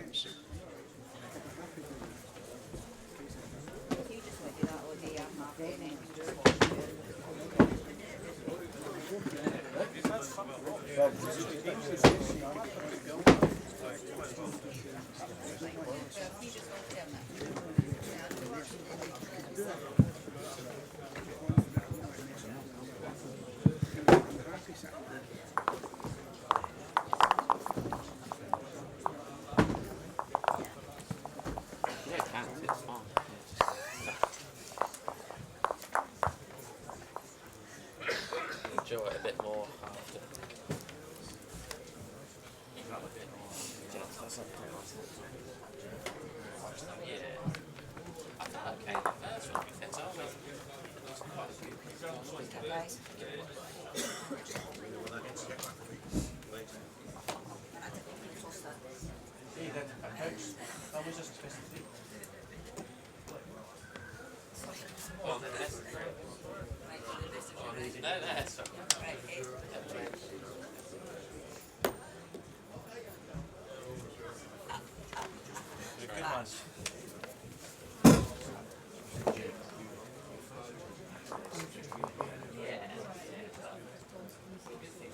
If I lost one, I always had backup where if Wayne lost the next one still.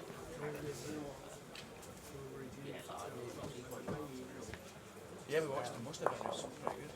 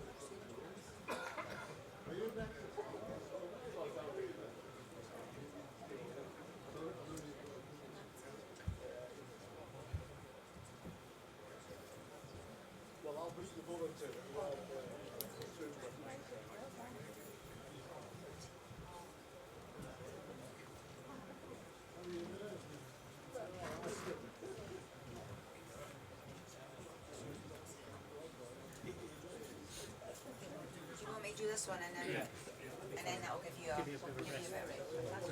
Because I just think you feel alternate. Yeah.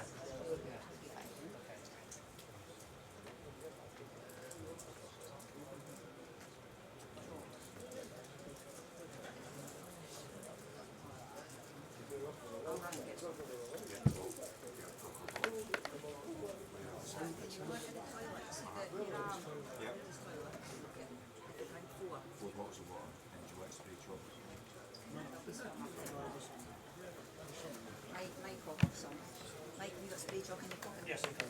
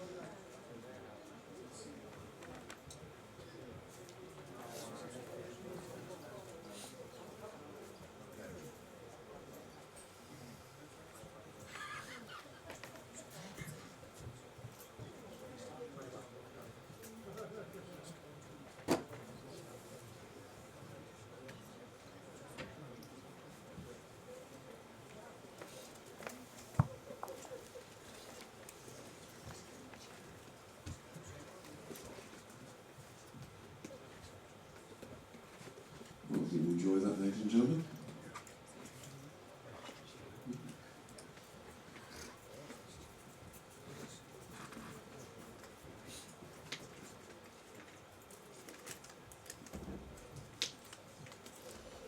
Well, ladies and gentlemen, welcome to the second match of the Co-operative Funeralcare International Open here at Newton Hall this morning.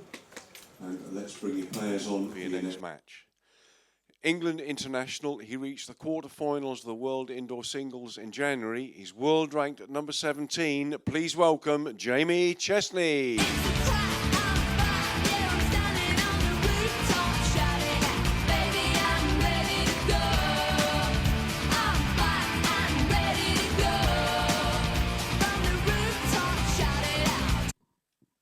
And up against Jamie, 4 times world indoor champion, former winner of this event, world ranked at number 2 from Scotland, Paul Foster, MBE.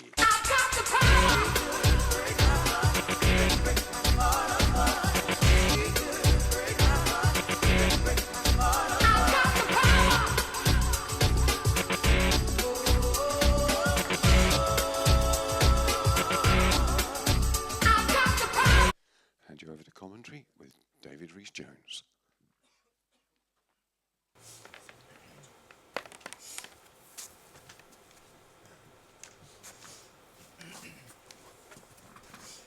Well, welcome back to the World Bowls Tour Arena here at Blackpool Newton Hall for the last of the second round matches in the Co-operative Funeralcare International Open.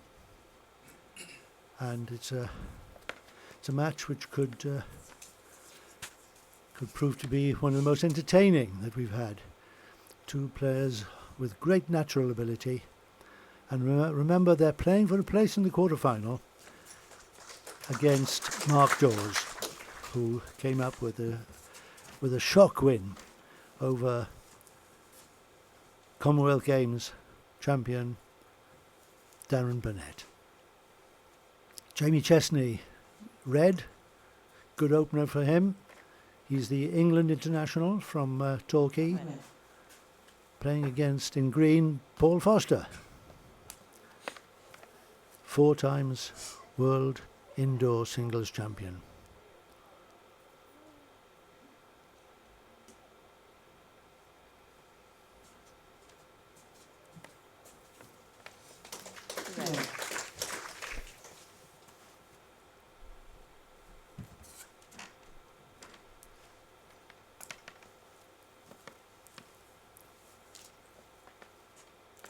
Foster, one of the giants of the game, ranked number 2 in the World Bowls Tour ranking list. His skill apparent already.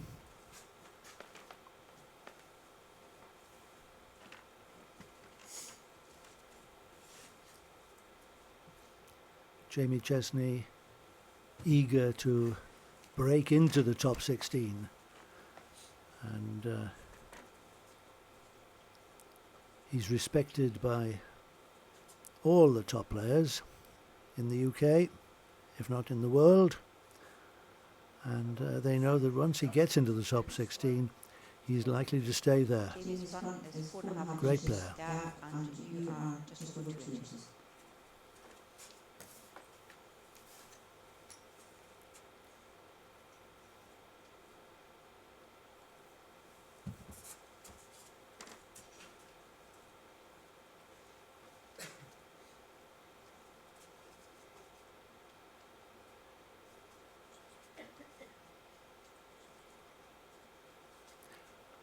Look at this for consistency.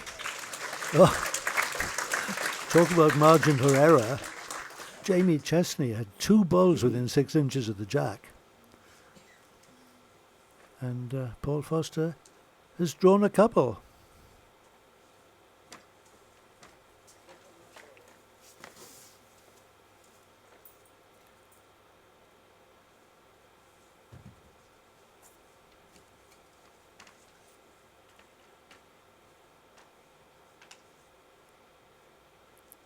Well, the intention is to play weight. Will it hold?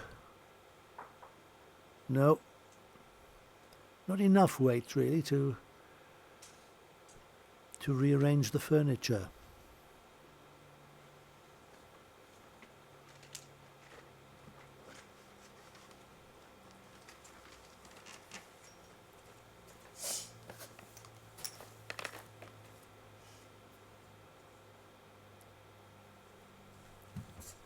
Backhand draw from Paul Foster. Is there room for him to draw another one? Well, yes, there is, in theory.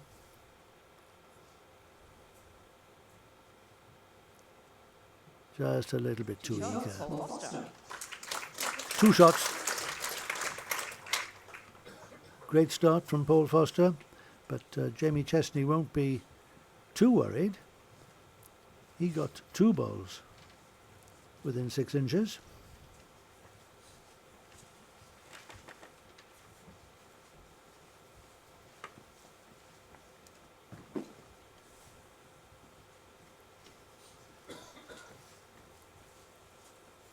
Foster, who plays for Troon Portland outdoors and for Prestwick indoors.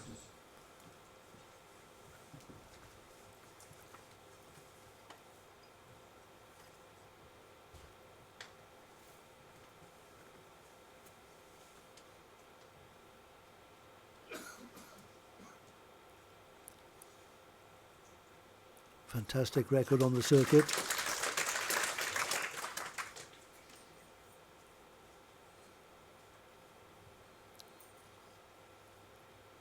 Chesney's ambition can be seen in that he won through the PBA qualifiers in England in all 3 World Bowls Tour ranking events this year. That's the Scottish International Open, the World Championships, and this, the Co-operative Funeralcare International Open here in Blackpool.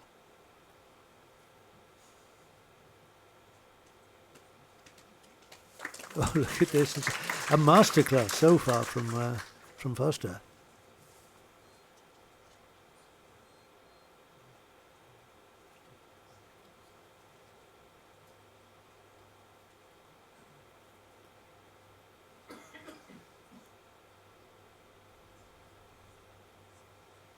to green.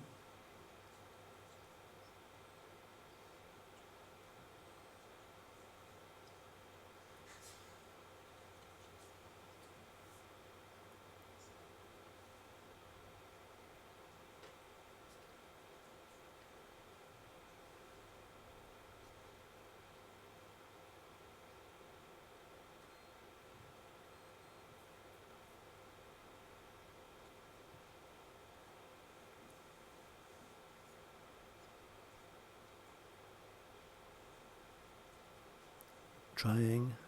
Oh, well bowled.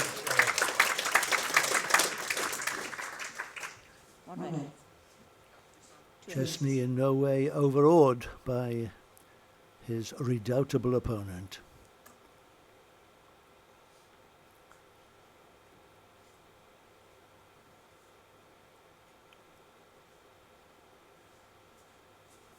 Well, another great try from Foster. Oh, didn't that bend? One red. But it's Chesney who holds the shot and who has the last bowl on this end.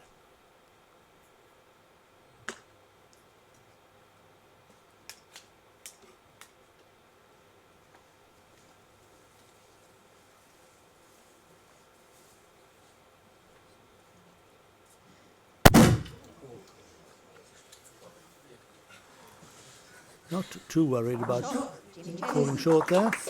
Takes the one. He's on the card. Paul Foster leads 2-1 after 2 ends in this first set. I was there in Beach House Park in Worthing in 2004 when Jamie Chesney burst onto the scene as a raw 17-year-old. He skipped his Norfolk clubmate to the England outdoor pairs title and showed such natural ability. It marked him out as a star of the future. And indeed he's got a great record. Won a silver medal at the Commonwealth Games, skipping the England 4. And also a bronze medal in the World Outdoor Pairs Championship in Adelaide in 2012, when he led for Graham Shadwell in the pairs.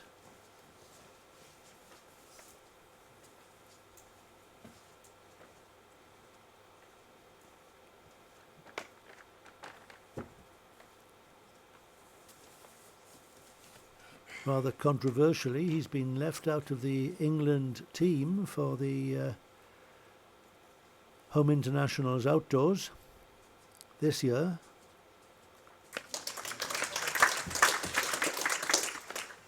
And the reason given is that he took a year out, so the selectors don't know how he's playing, but I hope they're watching this.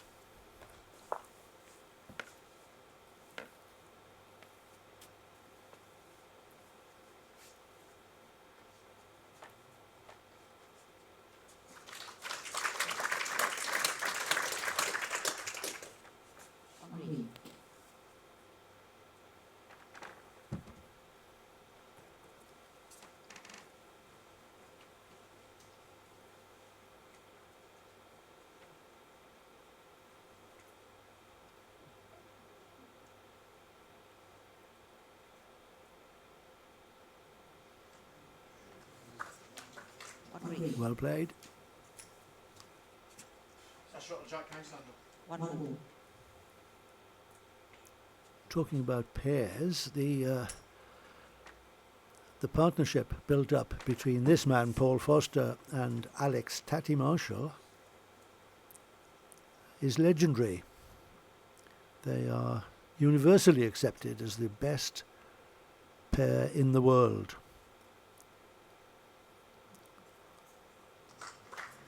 He's won the World Indoor Pairs title 4 times, the World Outdoor Pairs title. They're the reigning champions at that. And they've also been Commonwealth Games Pairs champions twice. Fantastic pairing, Foster and Marshall. Chesney, 29 years of age now.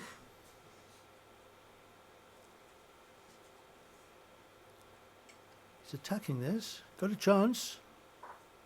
Oh, yes. Wow. One red. That was a great result. Surprised the jack didn't move a bit.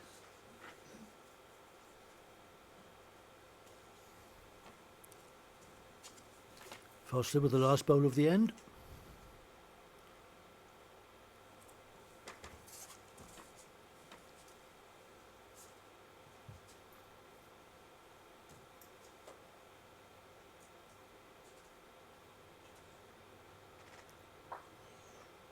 Never really threatened it. One shot, Jamie Chesney. One shot to Jamie Chesney. It's 2 apiece after 3 ends in this final second round match. The winner will play Mark Dawes from the Blackpool Newton Hall Club, and that's where we're playing this this event. It's the venue, very impressive venue.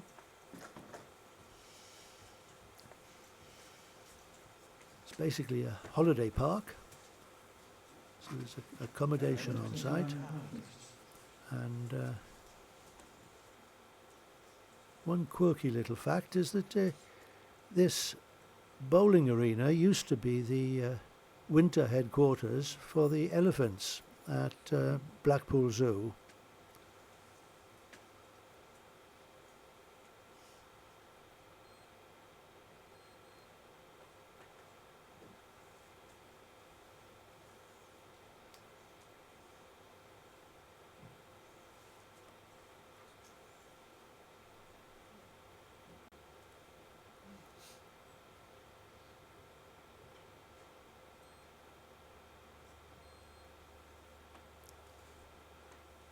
Well, the standard over the first 3 ends was so fantastic.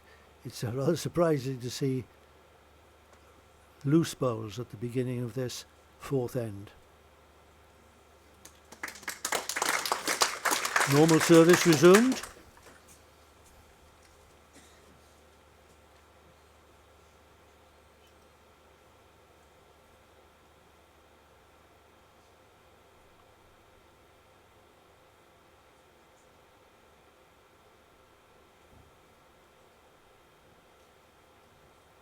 One red.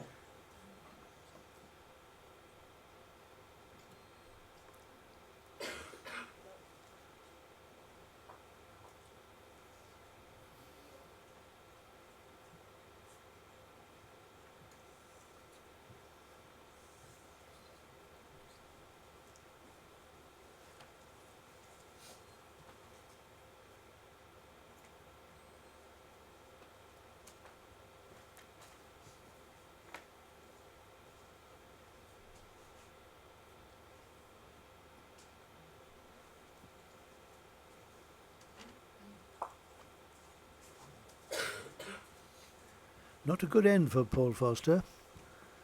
The position's all against him. Any purchase on the shot bowl will send the jack towards the back of the rink, and there are red bowls waiting.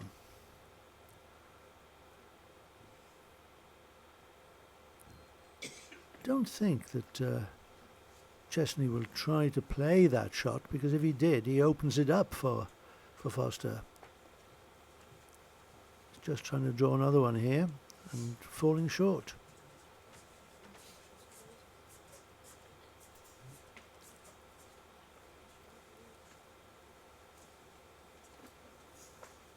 A little shake of the head from Jamie Chesney suggests he's disappointed with that. I was on the point of giving him the benefit of the doubt and saying, well, he's played a blocker.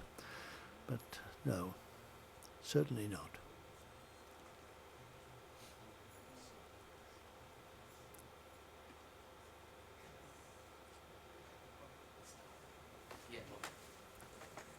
Well, strange end from Paul Foster here. 4 short bowls from him. And he'd be rather pleased that he wasn't punished for that. A better end from Jamie Chesney, and he could have scored a bunch of shots there. But it's Chesney, the man from the Torquay United Club in Devon, who takes a 3-2 lead after 4 ends in this International Open second round match. Have we got some good things in store this afternoon when these quarterfinals will be played in the remainder of the day after lunch? We've got Nicky Brett playing Mervyn King. We've got David Gourlay playing Mark Royal. We've got Alex Tatty Marshall playing Andy Thompson. And we've got Mark Dawes playing the winner of this match. All with their sights firmly set on the International Open title.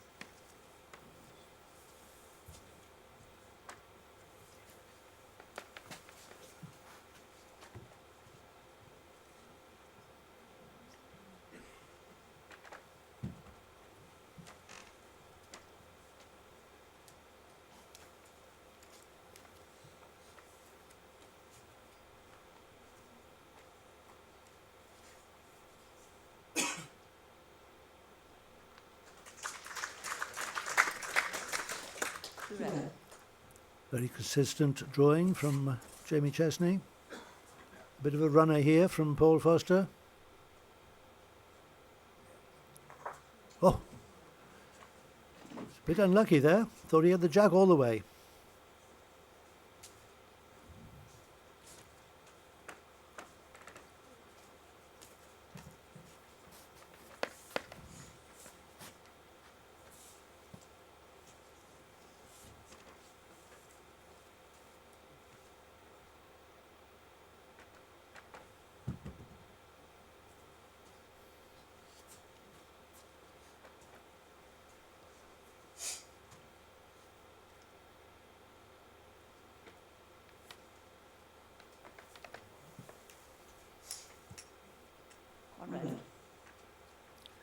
Well, Foster might have a run at this again. The same bowl would remove the shot.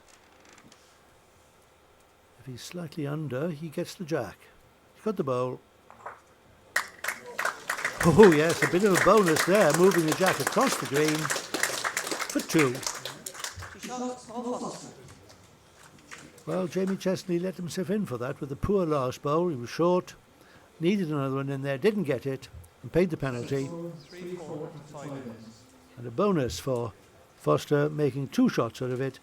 He leapfrogs into the lead at 4-3. 4 ends to play in this first set.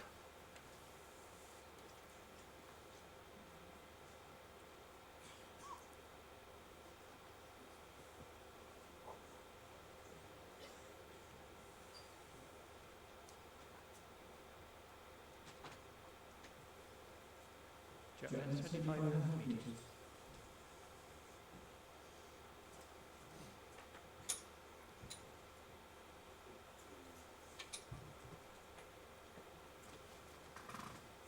I fully appreciate that most people watching this coverage will either be bowlers or people who have got a vested interest in watching bowls.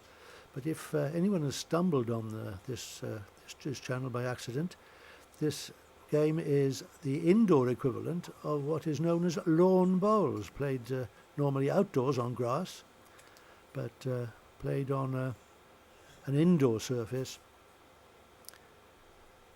rather like a billiard table, perfectly flat, if that's ever possible to achieve.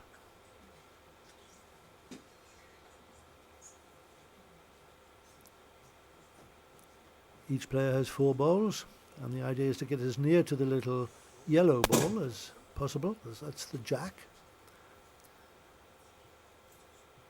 The more balls you can get nearer that jack than your opponent's nearest, the more shots you score.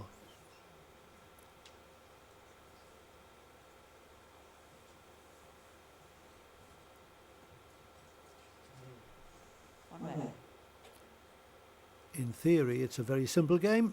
You roll a ball in the right direction at the right speed, and you finish on top of the jack. But mark my words, it's not quite as easy as that.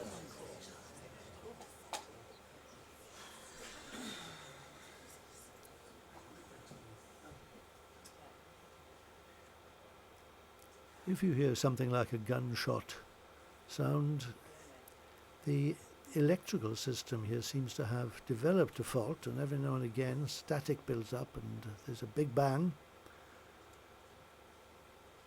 The players are getting quite used to it now, but it's a bit unnerving if you're actually standing on the mat ready to deliver at the time.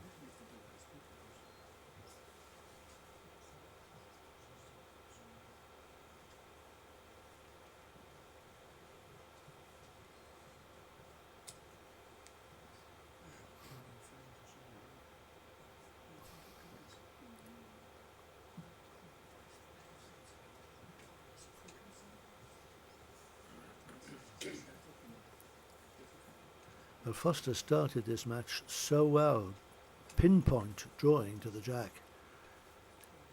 His consistency has deserted him, temporarily at least. Great chance for Chesney to add another shot here. He'll be disappointed if he doesn't.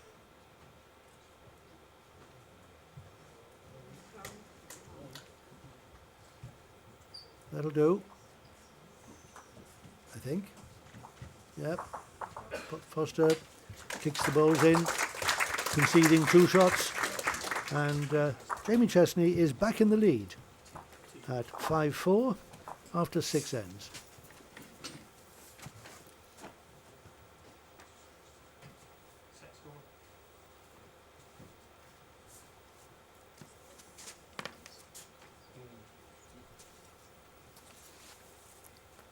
Chesney won the English pairs title indoors with Mervyn King while he was still living in Norfolk. He was born in a village called Little Snoring and made his mark in Norfolk before moving to Devon to team up in more ways than one with Natalie Melmore, the 2010 Commonwealth Games Women's Champion. They got married last September. A formidable mixed pair.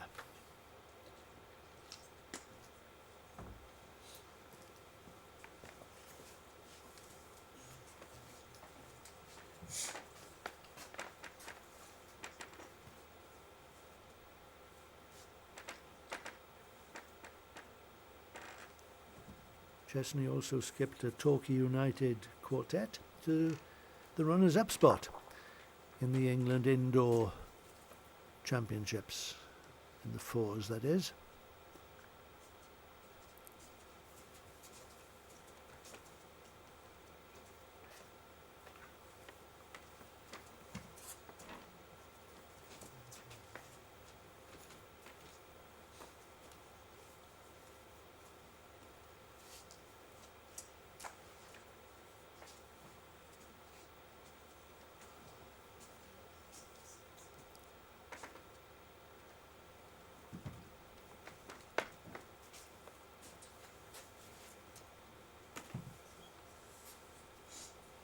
Change of hand for Chesney, forehand. Oh, shorter weight. The pace of the green tends to be different both sides of the rink for some reason.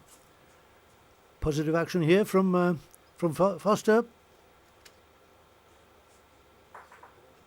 Oh yes, got a good result there. Moved the 2 counting bowls, but also the jack to his back bowl. Percentage shot that. We'll give him full marks for it.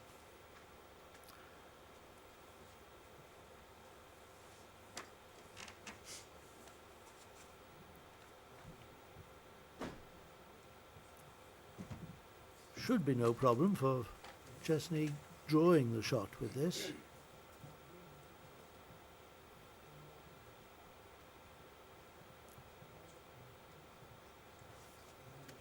Yes, he's done it. He's drawn a very good one.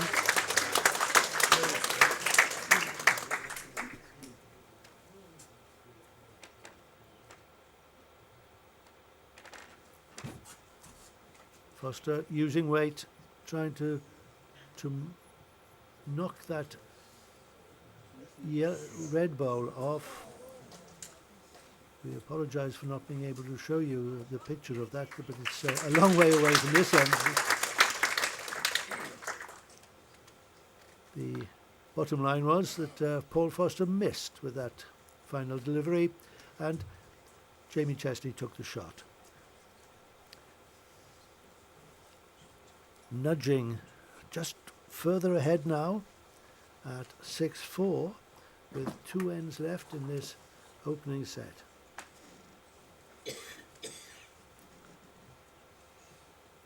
Jack length 28 metres. Whereas Foster started well and has gone off a little and has been forced into playing weight. Jamie Chesney is getting better and better.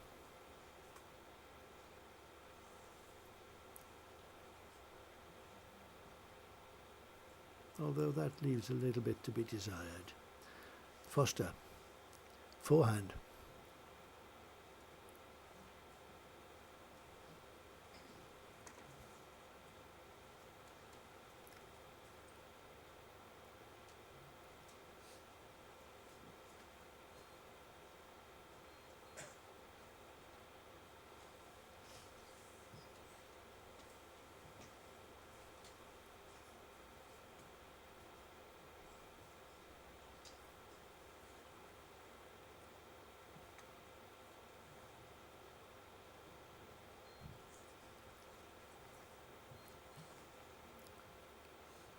Foster won his first world indoor singles title back in 1998. That was when the championships were played in the Preston Guildhall. Not a million miles from the Blackpool Newton Hall Club.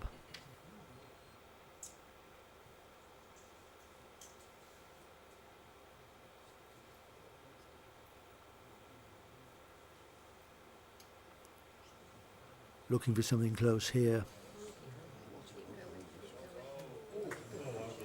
Good second. Last ball, 5-inch gap.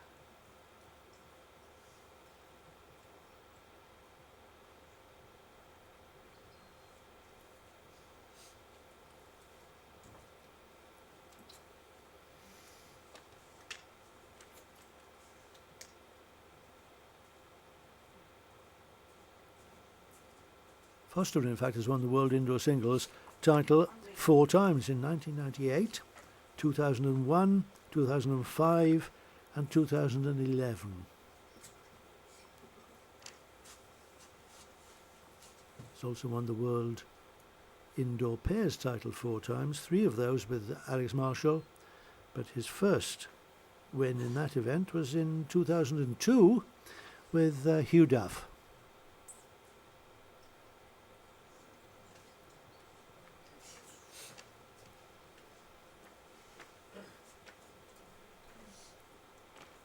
Disappointing effort there from Jamie Chesney.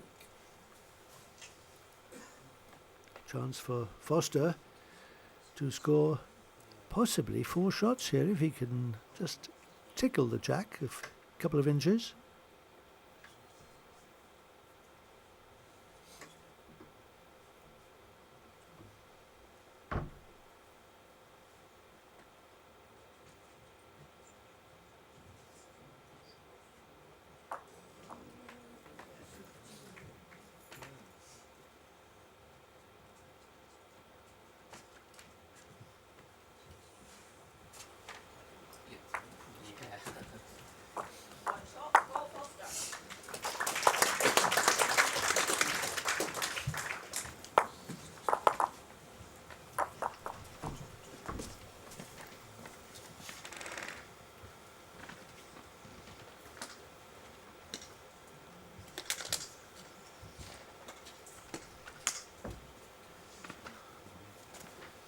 Foster keeping his hopes alive.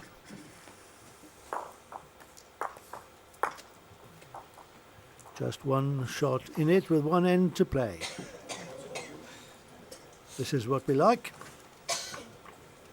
A tense last end, but not the beginning that Paul Foster was hoping for. He took the mat up the green, tried to do a short jack, lost the jack, and now Chesney will deliver it to his preferred length. Foster still gets first go, but it's not the length that he was expecting to play and hoping to play.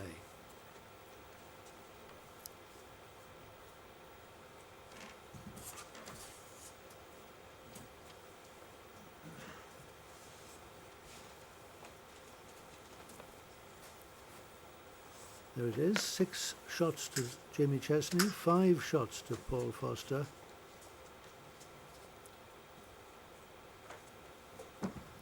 And the result of the first set depends on the outcome of this end.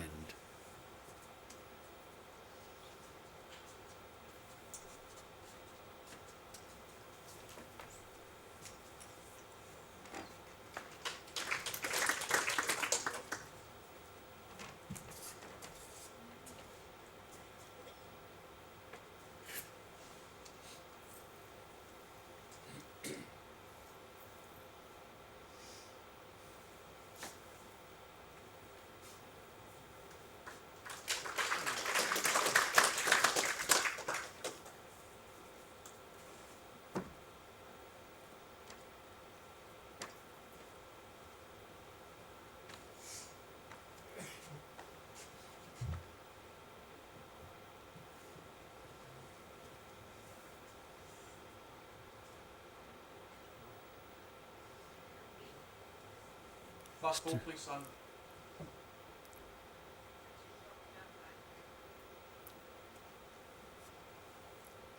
Still 1 shot to green.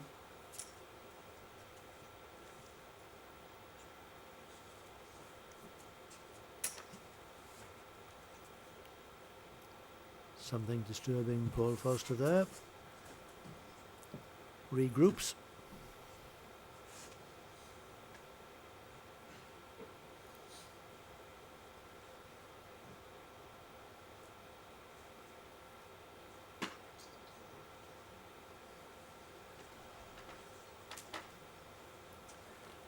Looking just a bit frustrated there, Paul Foster.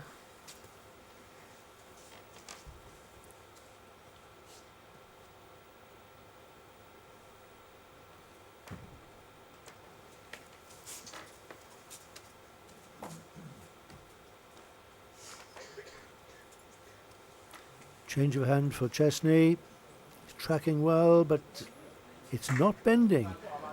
That's a characteristic of that hand, a little bit of weight, and the bias doesn't take effect.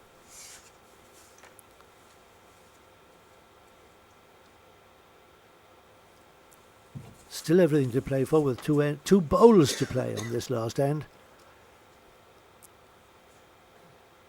That shot that Foster holds will tie the set.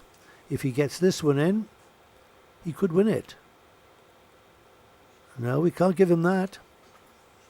So the best that Foster can hope for, I think, is a tied set.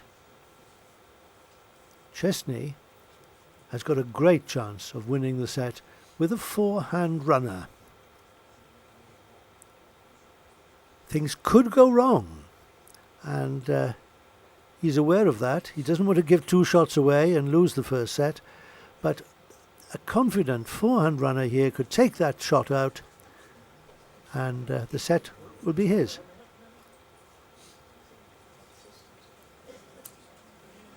This is the sort of time when you don't want to think negatively.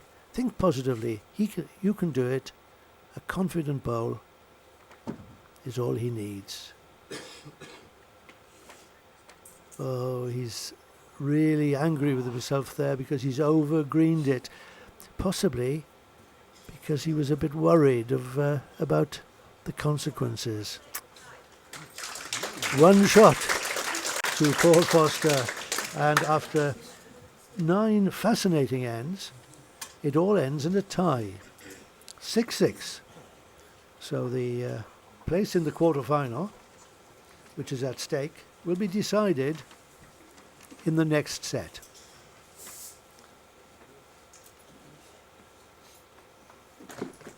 Just a reminder that if the second set is tied, we go into a tie break.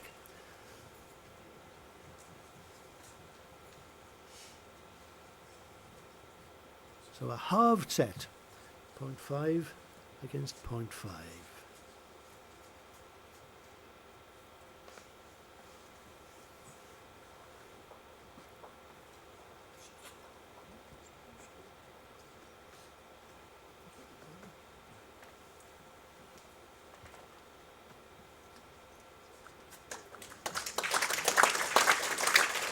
Chesney comes out all guns blazing in the second set.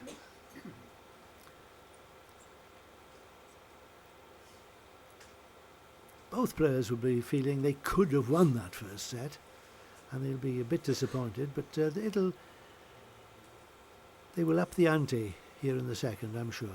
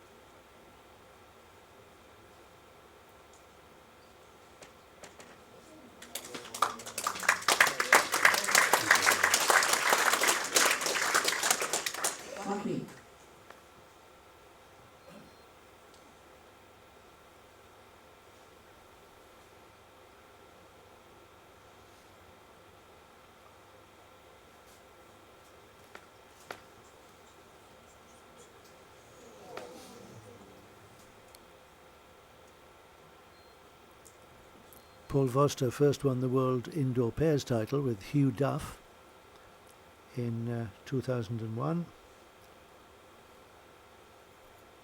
or was it 2002? Interesting about Hugh Duff, I've recently heard that he is thinking about making a comeback. He's given up bowls for a few years, but we may see him on the greens again, and that would be a great thing. Twice winner of the World Indoor Singles, Hugh Duff, Scottish international.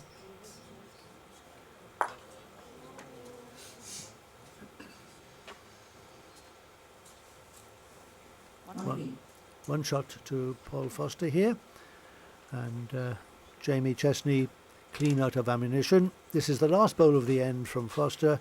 Can he make 2 shots?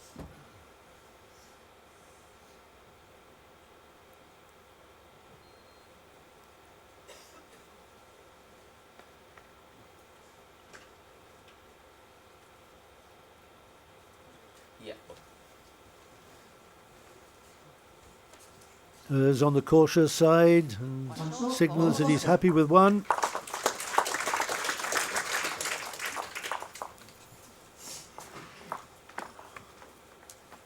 Foster draws first blood in this second set.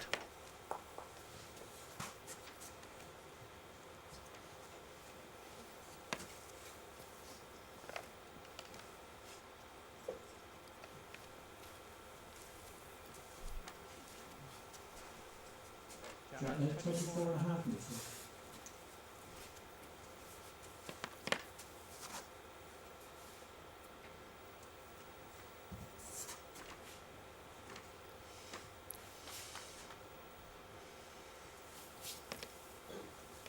Foster and Marshall enjoyed a spell at Potter's Leisure Resort when they won the World Indoor Pairs title 3 years running between 2011 and 2013. They were beaten in the final in 2014 and 2015, so that That 5-year spell shows just how good a pair they are.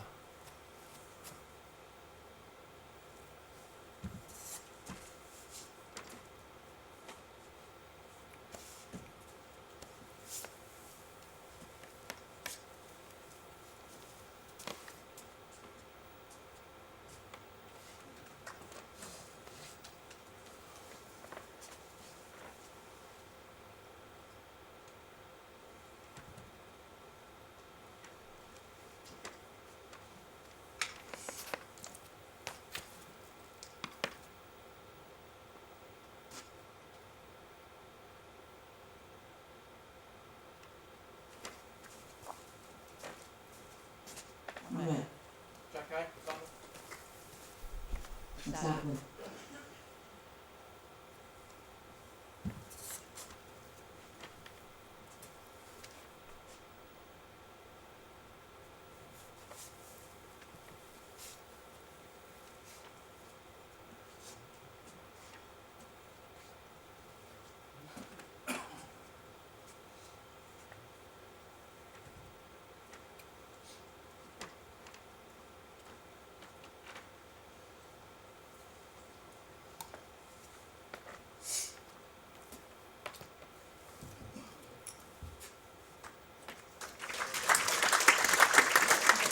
Yeah. Paul Foster is a devotee of the new bowls on the market, the Aero Bowl. And as it happens, his opponent today, Jamie Chesney, is a sales representative for that firm. Unlucky there just to slip through the narrowest of gaps.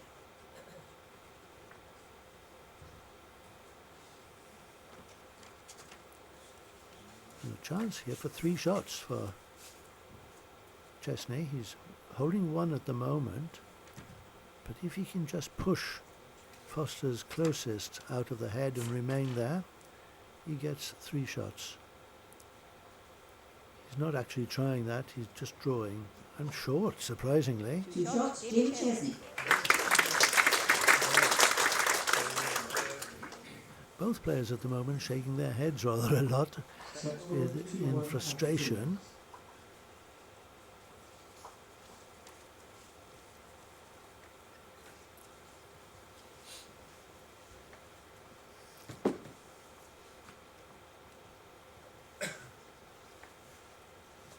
Both producing very, very good bowls on occasions, but not consistently enough to be happy with their form.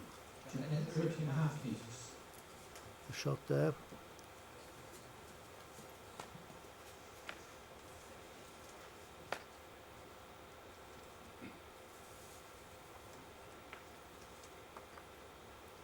Clearly 2 shots there to Chesney. He takes the lead.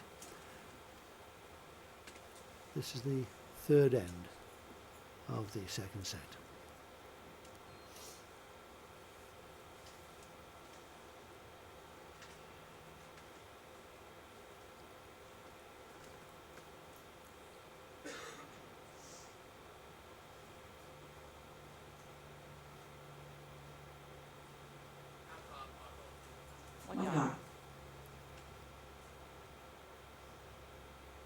It may be cold outside, but there's no snow in Blackpool at the moment. But inside this Newton Hall club, it's as warm as toast. In fact, Darren Burnett came off this morning saying it was far too hot for him. He was sweating in bucket loads.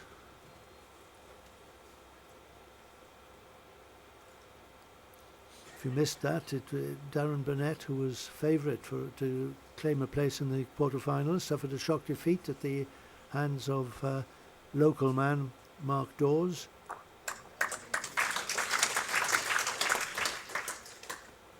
And it's Mark Dawes who will meet the winner of this match in this afternoon's, or this evening's, quarterfinals.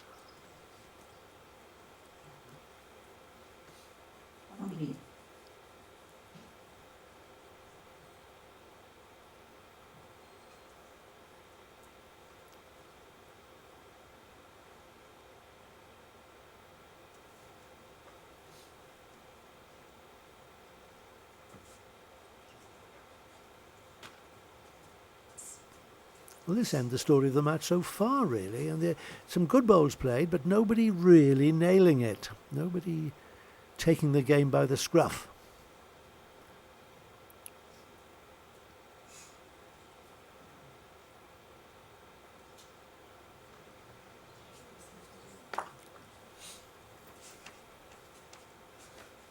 Very disappointing bowl there from Jamie Chesney. Another shake of the head. And Foster's looking at this. There's only one red bowl in the head, but could he get rid of it? Could he remove it? It's so difficult that I think he'd be better advised to draw.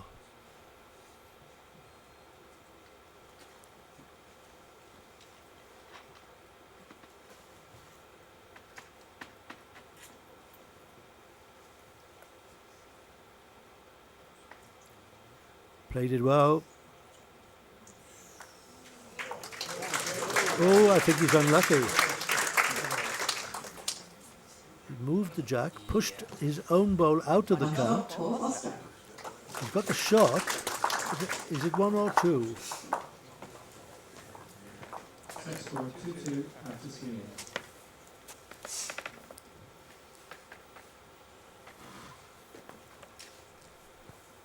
The players didn't make it clear whether it was 1 or 2.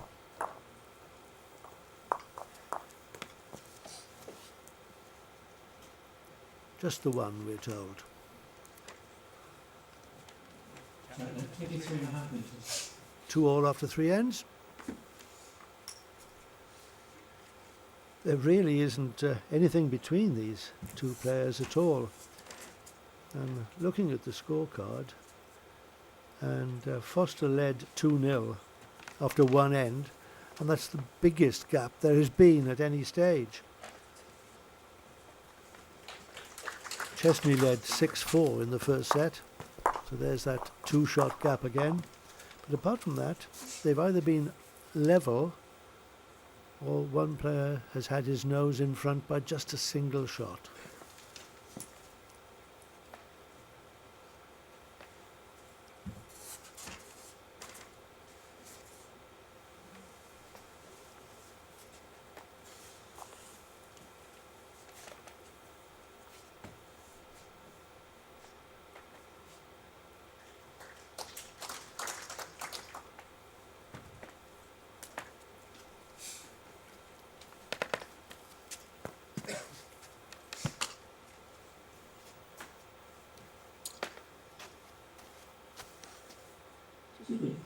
Oh wait, okay Sandra, last ball.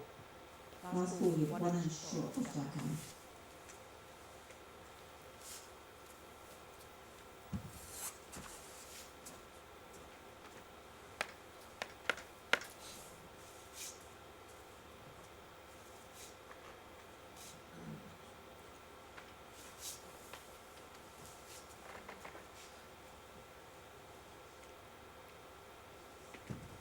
Pressure here for Jamie Chesney. Doesn't want to drop a count.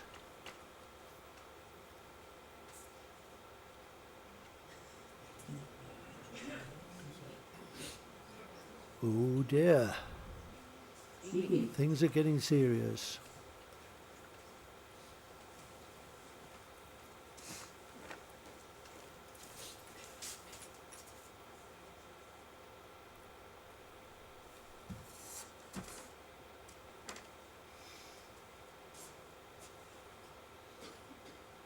Foster hasn't nailed it yet this end, but he's got 3 very good length bowls, and here's another one. It's the best yet. Now, that changes things quite considerably. It's tempted Chesney to look at the forehand drive, because the 4 green bowls are all clustered together. They present a target at least a foot wide, and they could all go. He's got to go for this. A drive up the forehand could remove all 4 counting bowls. If he misses, of course, it's a disaster, and he'll find himself 6-2 down.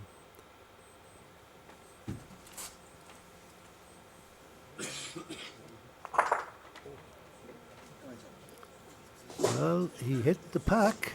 2 have gone. Ball Foster.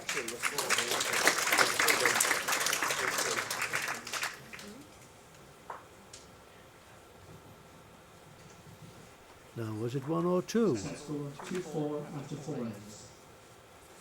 Nobody has made that clear.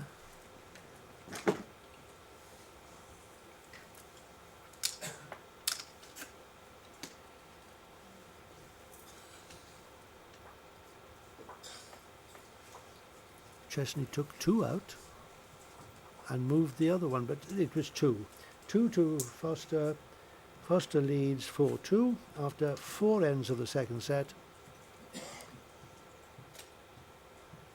Jack net 24.5 metres. 5 ends to play.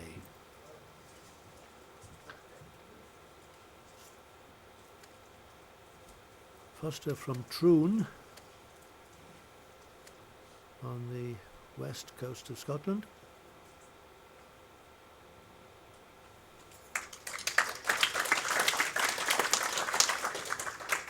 Made his name as a member of the Prestwick Club. Moved briefly, had a spell at East Lothian, the club of his good mate Alex Marshall, but I understand he's back at Prestwick now.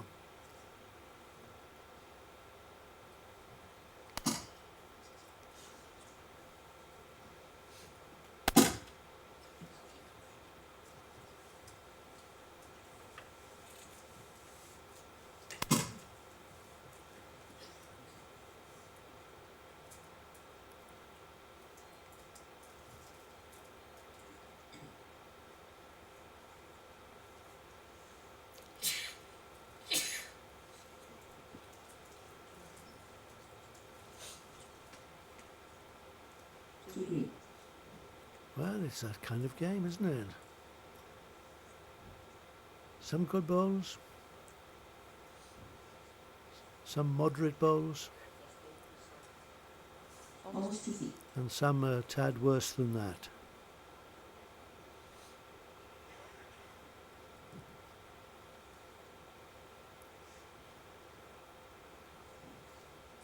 Time out ball. Ball has 4 timeouts remaining.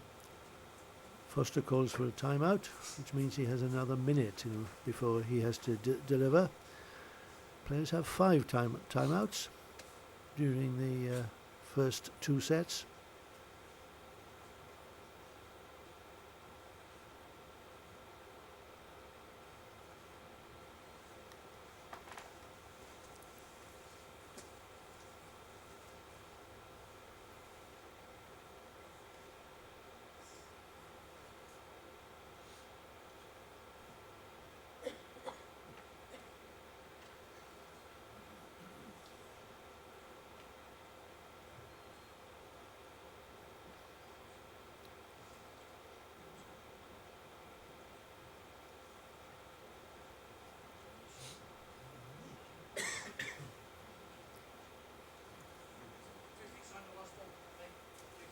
Yes, nearly 2 feet.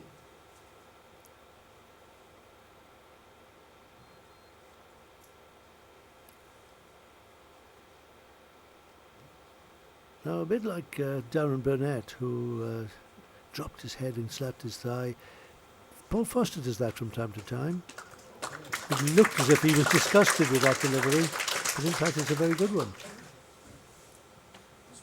May not have finished in an ideal position.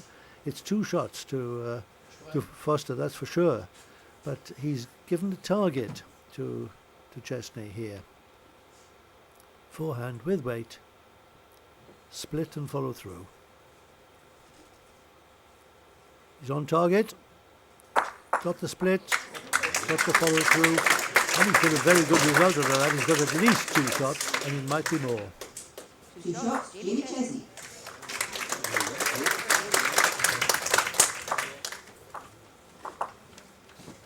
Set score 4-4 after 5 ends.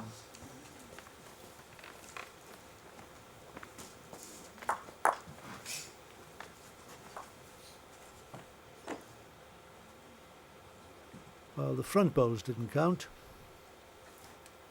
But Jamie Chesney came out of that with 2 shots. He was 2 down, came out of it with 2. That's a turnover of 4. That could be the turning point.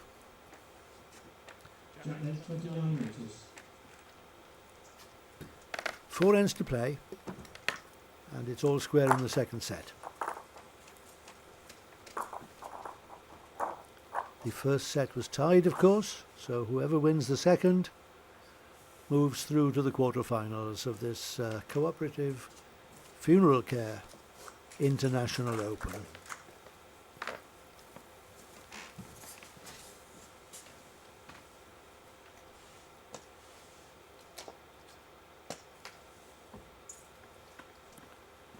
We're playing this at the very pleasant venue in Blackpool, the Newton Hall Club.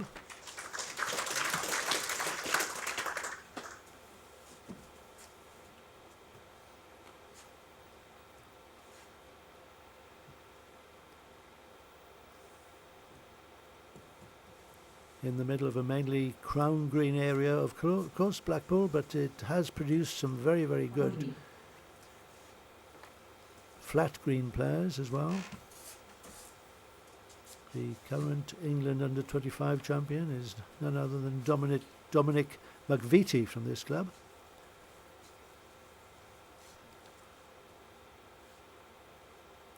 Good play here from Foster. He's upping his game now.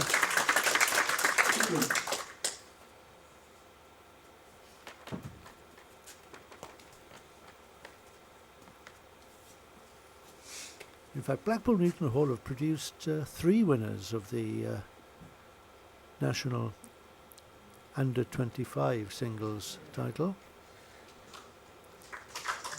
Mark Dawes, Wayne Ditchfield and Dominic McVitie.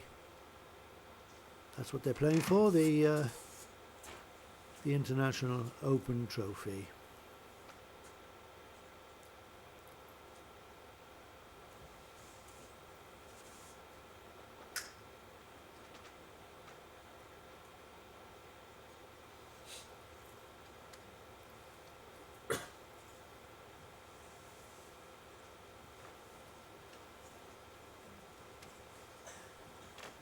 Jimmy Paul falls just forward, just the holder.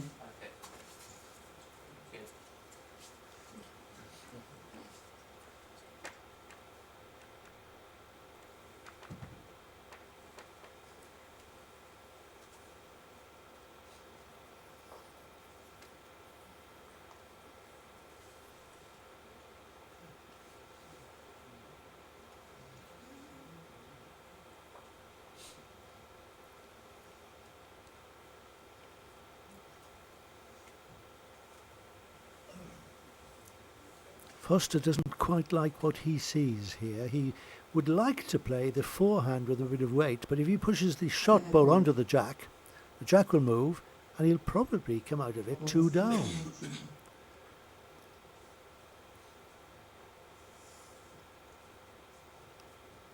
He could try to drive it, though there's always the basic shot in the game, the draw on the backhand.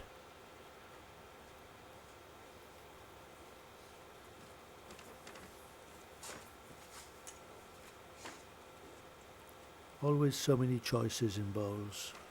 That's what the tactics is all about. It's the backhand draw he's gone for, the safer shot. And he's looking good. It's all about weight. And he's got just a tad too much. One shot, Jimmy Chesney. Great try from Foster, but it's Chesney who comes out of it with a shot and leads 5-4 after 6 ends, and that's exactly the position that obtained in the first set. 5-4 after 6.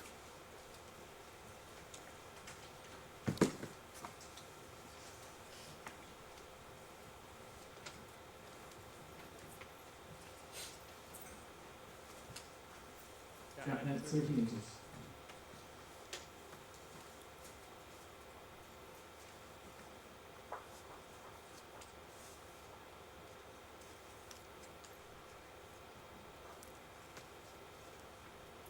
Well, the first few ends of this match suggested we were going to have an absolute cracker here. The drawing skills were amazing. Since then, the consistency has gone from both players. Very difficult to explain. Now is the time, though, for either player to up his game. The game is there for the taking.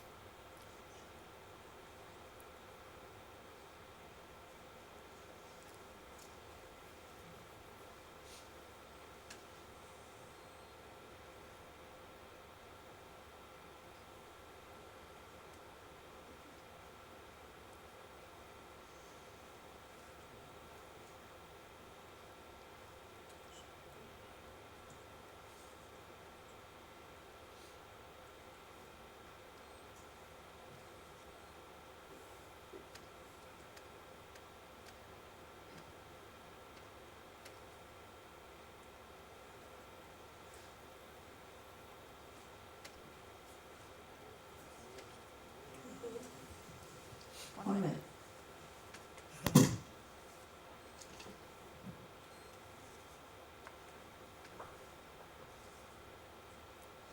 Chesney put off there by one of those crackling episodes from the PA system. It's quite a puzzle what's causing that.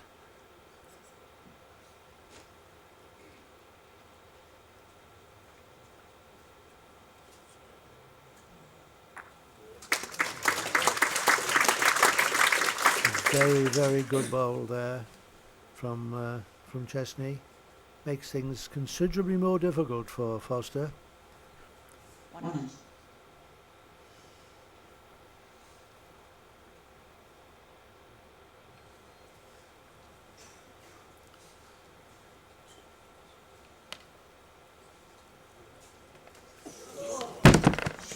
Foster beat his fellow Scot, John Fleming, just a teenager, but who happens to be the Scottish singles champion. Beat him in the first round, 8-3, 11-4. It was a lot tighter than the score suggests.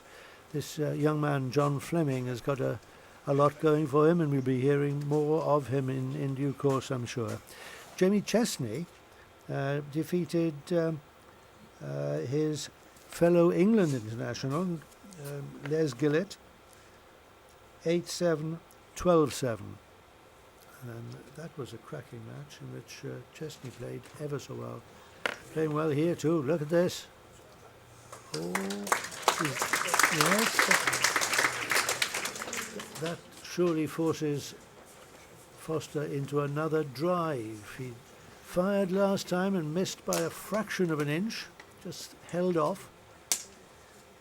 Doesn't want the same thing to happen again. Wants to hit wood this time. Forehand. Playing it with perhaps less weight. Can he get back? I don't think he can. Oh. Slightly better. Made contact. But it's 3 shots to Jamie Chesney. And that surely is a killer blow. Those 3 shots put Chesney 8-4 up with only 2 ends left to play. A mountain to climb now for Foster. But the game is not lost yet. There it is. The first set tied, 6-all. Second set, Chesney leads 8-4.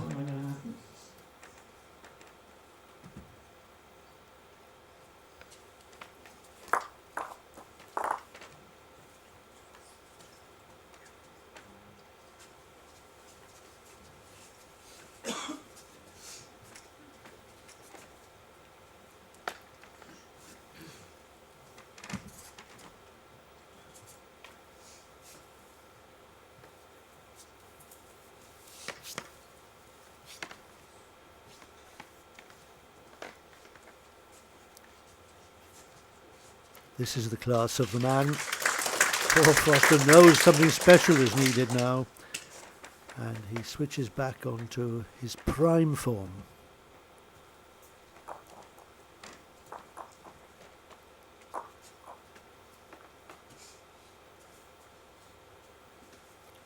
Chesney doesn't need the shot, he wants something close. Oh, and that'll do nicely.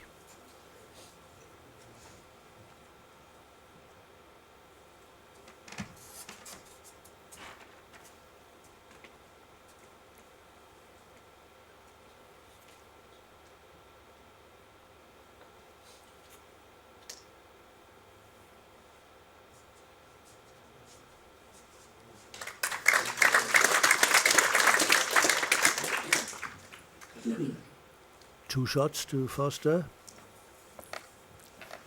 Is it now time for a positive response from Jamie Chesney? Backhand with weight. Yes, that's the shot. Can he hold? Yes, he's got something. Well, cut it to one.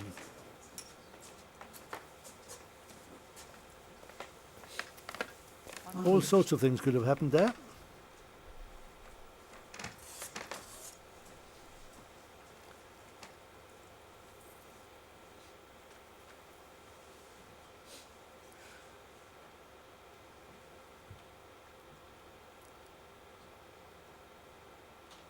Same again from Foster. He really is playing well now. His back is against the wall. You can see that he's responding to the pressure with class play.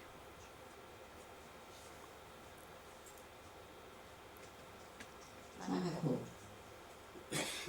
Another timeout called by Chesney.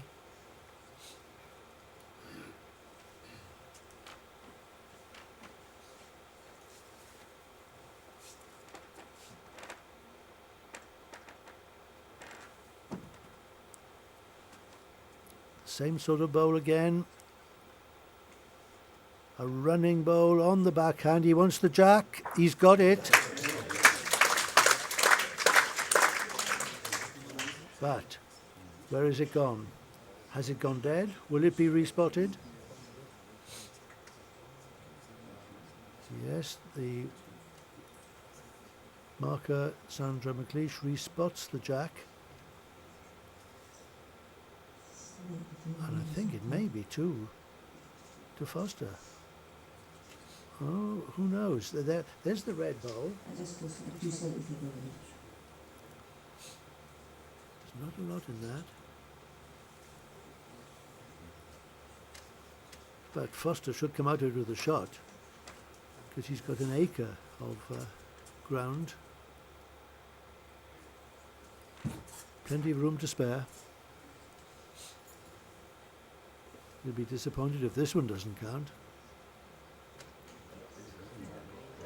Doesn't want to move the jack.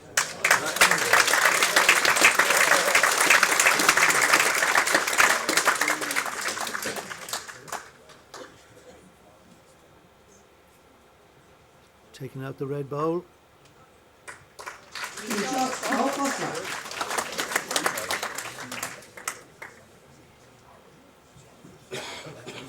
Set score 8-7 after 18.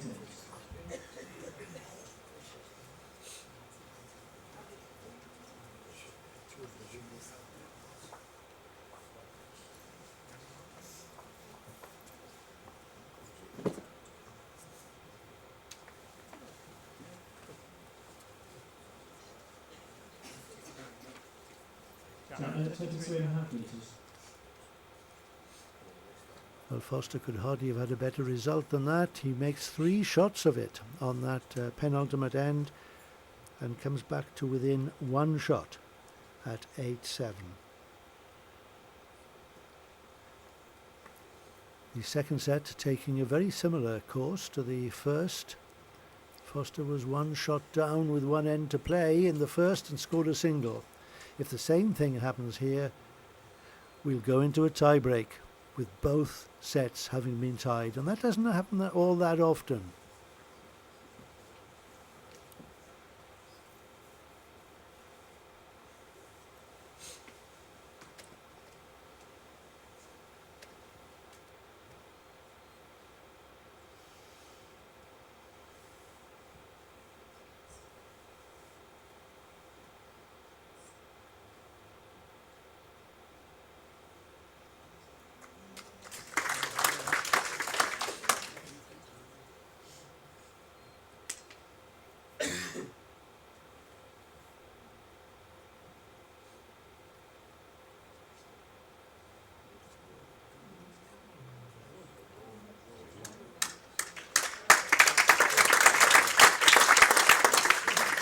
Just what he wanted. One red.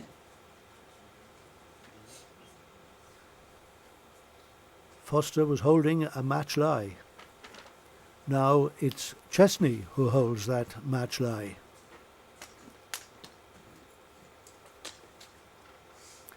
And what does he do about it? It's tempting to try and knock that red bowl out of the head. Doesn't want the jack though.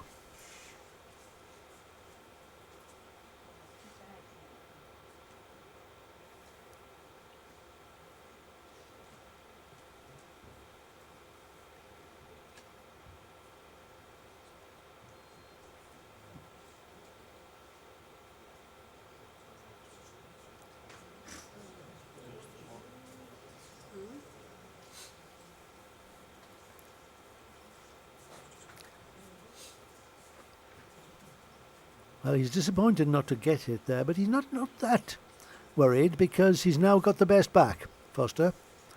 He can afford more weight this time, and the jack will be as good as the bowl. Probably play it on the forehand, I don't know. In the meantime, Chesney has got a chance to get another one in and make things more difficult. Oh no, he's going for the best back, surely.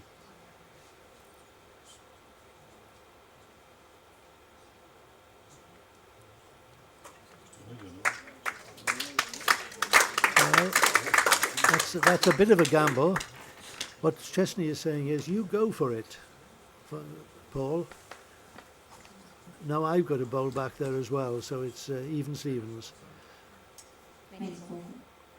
Two's got two left. Two.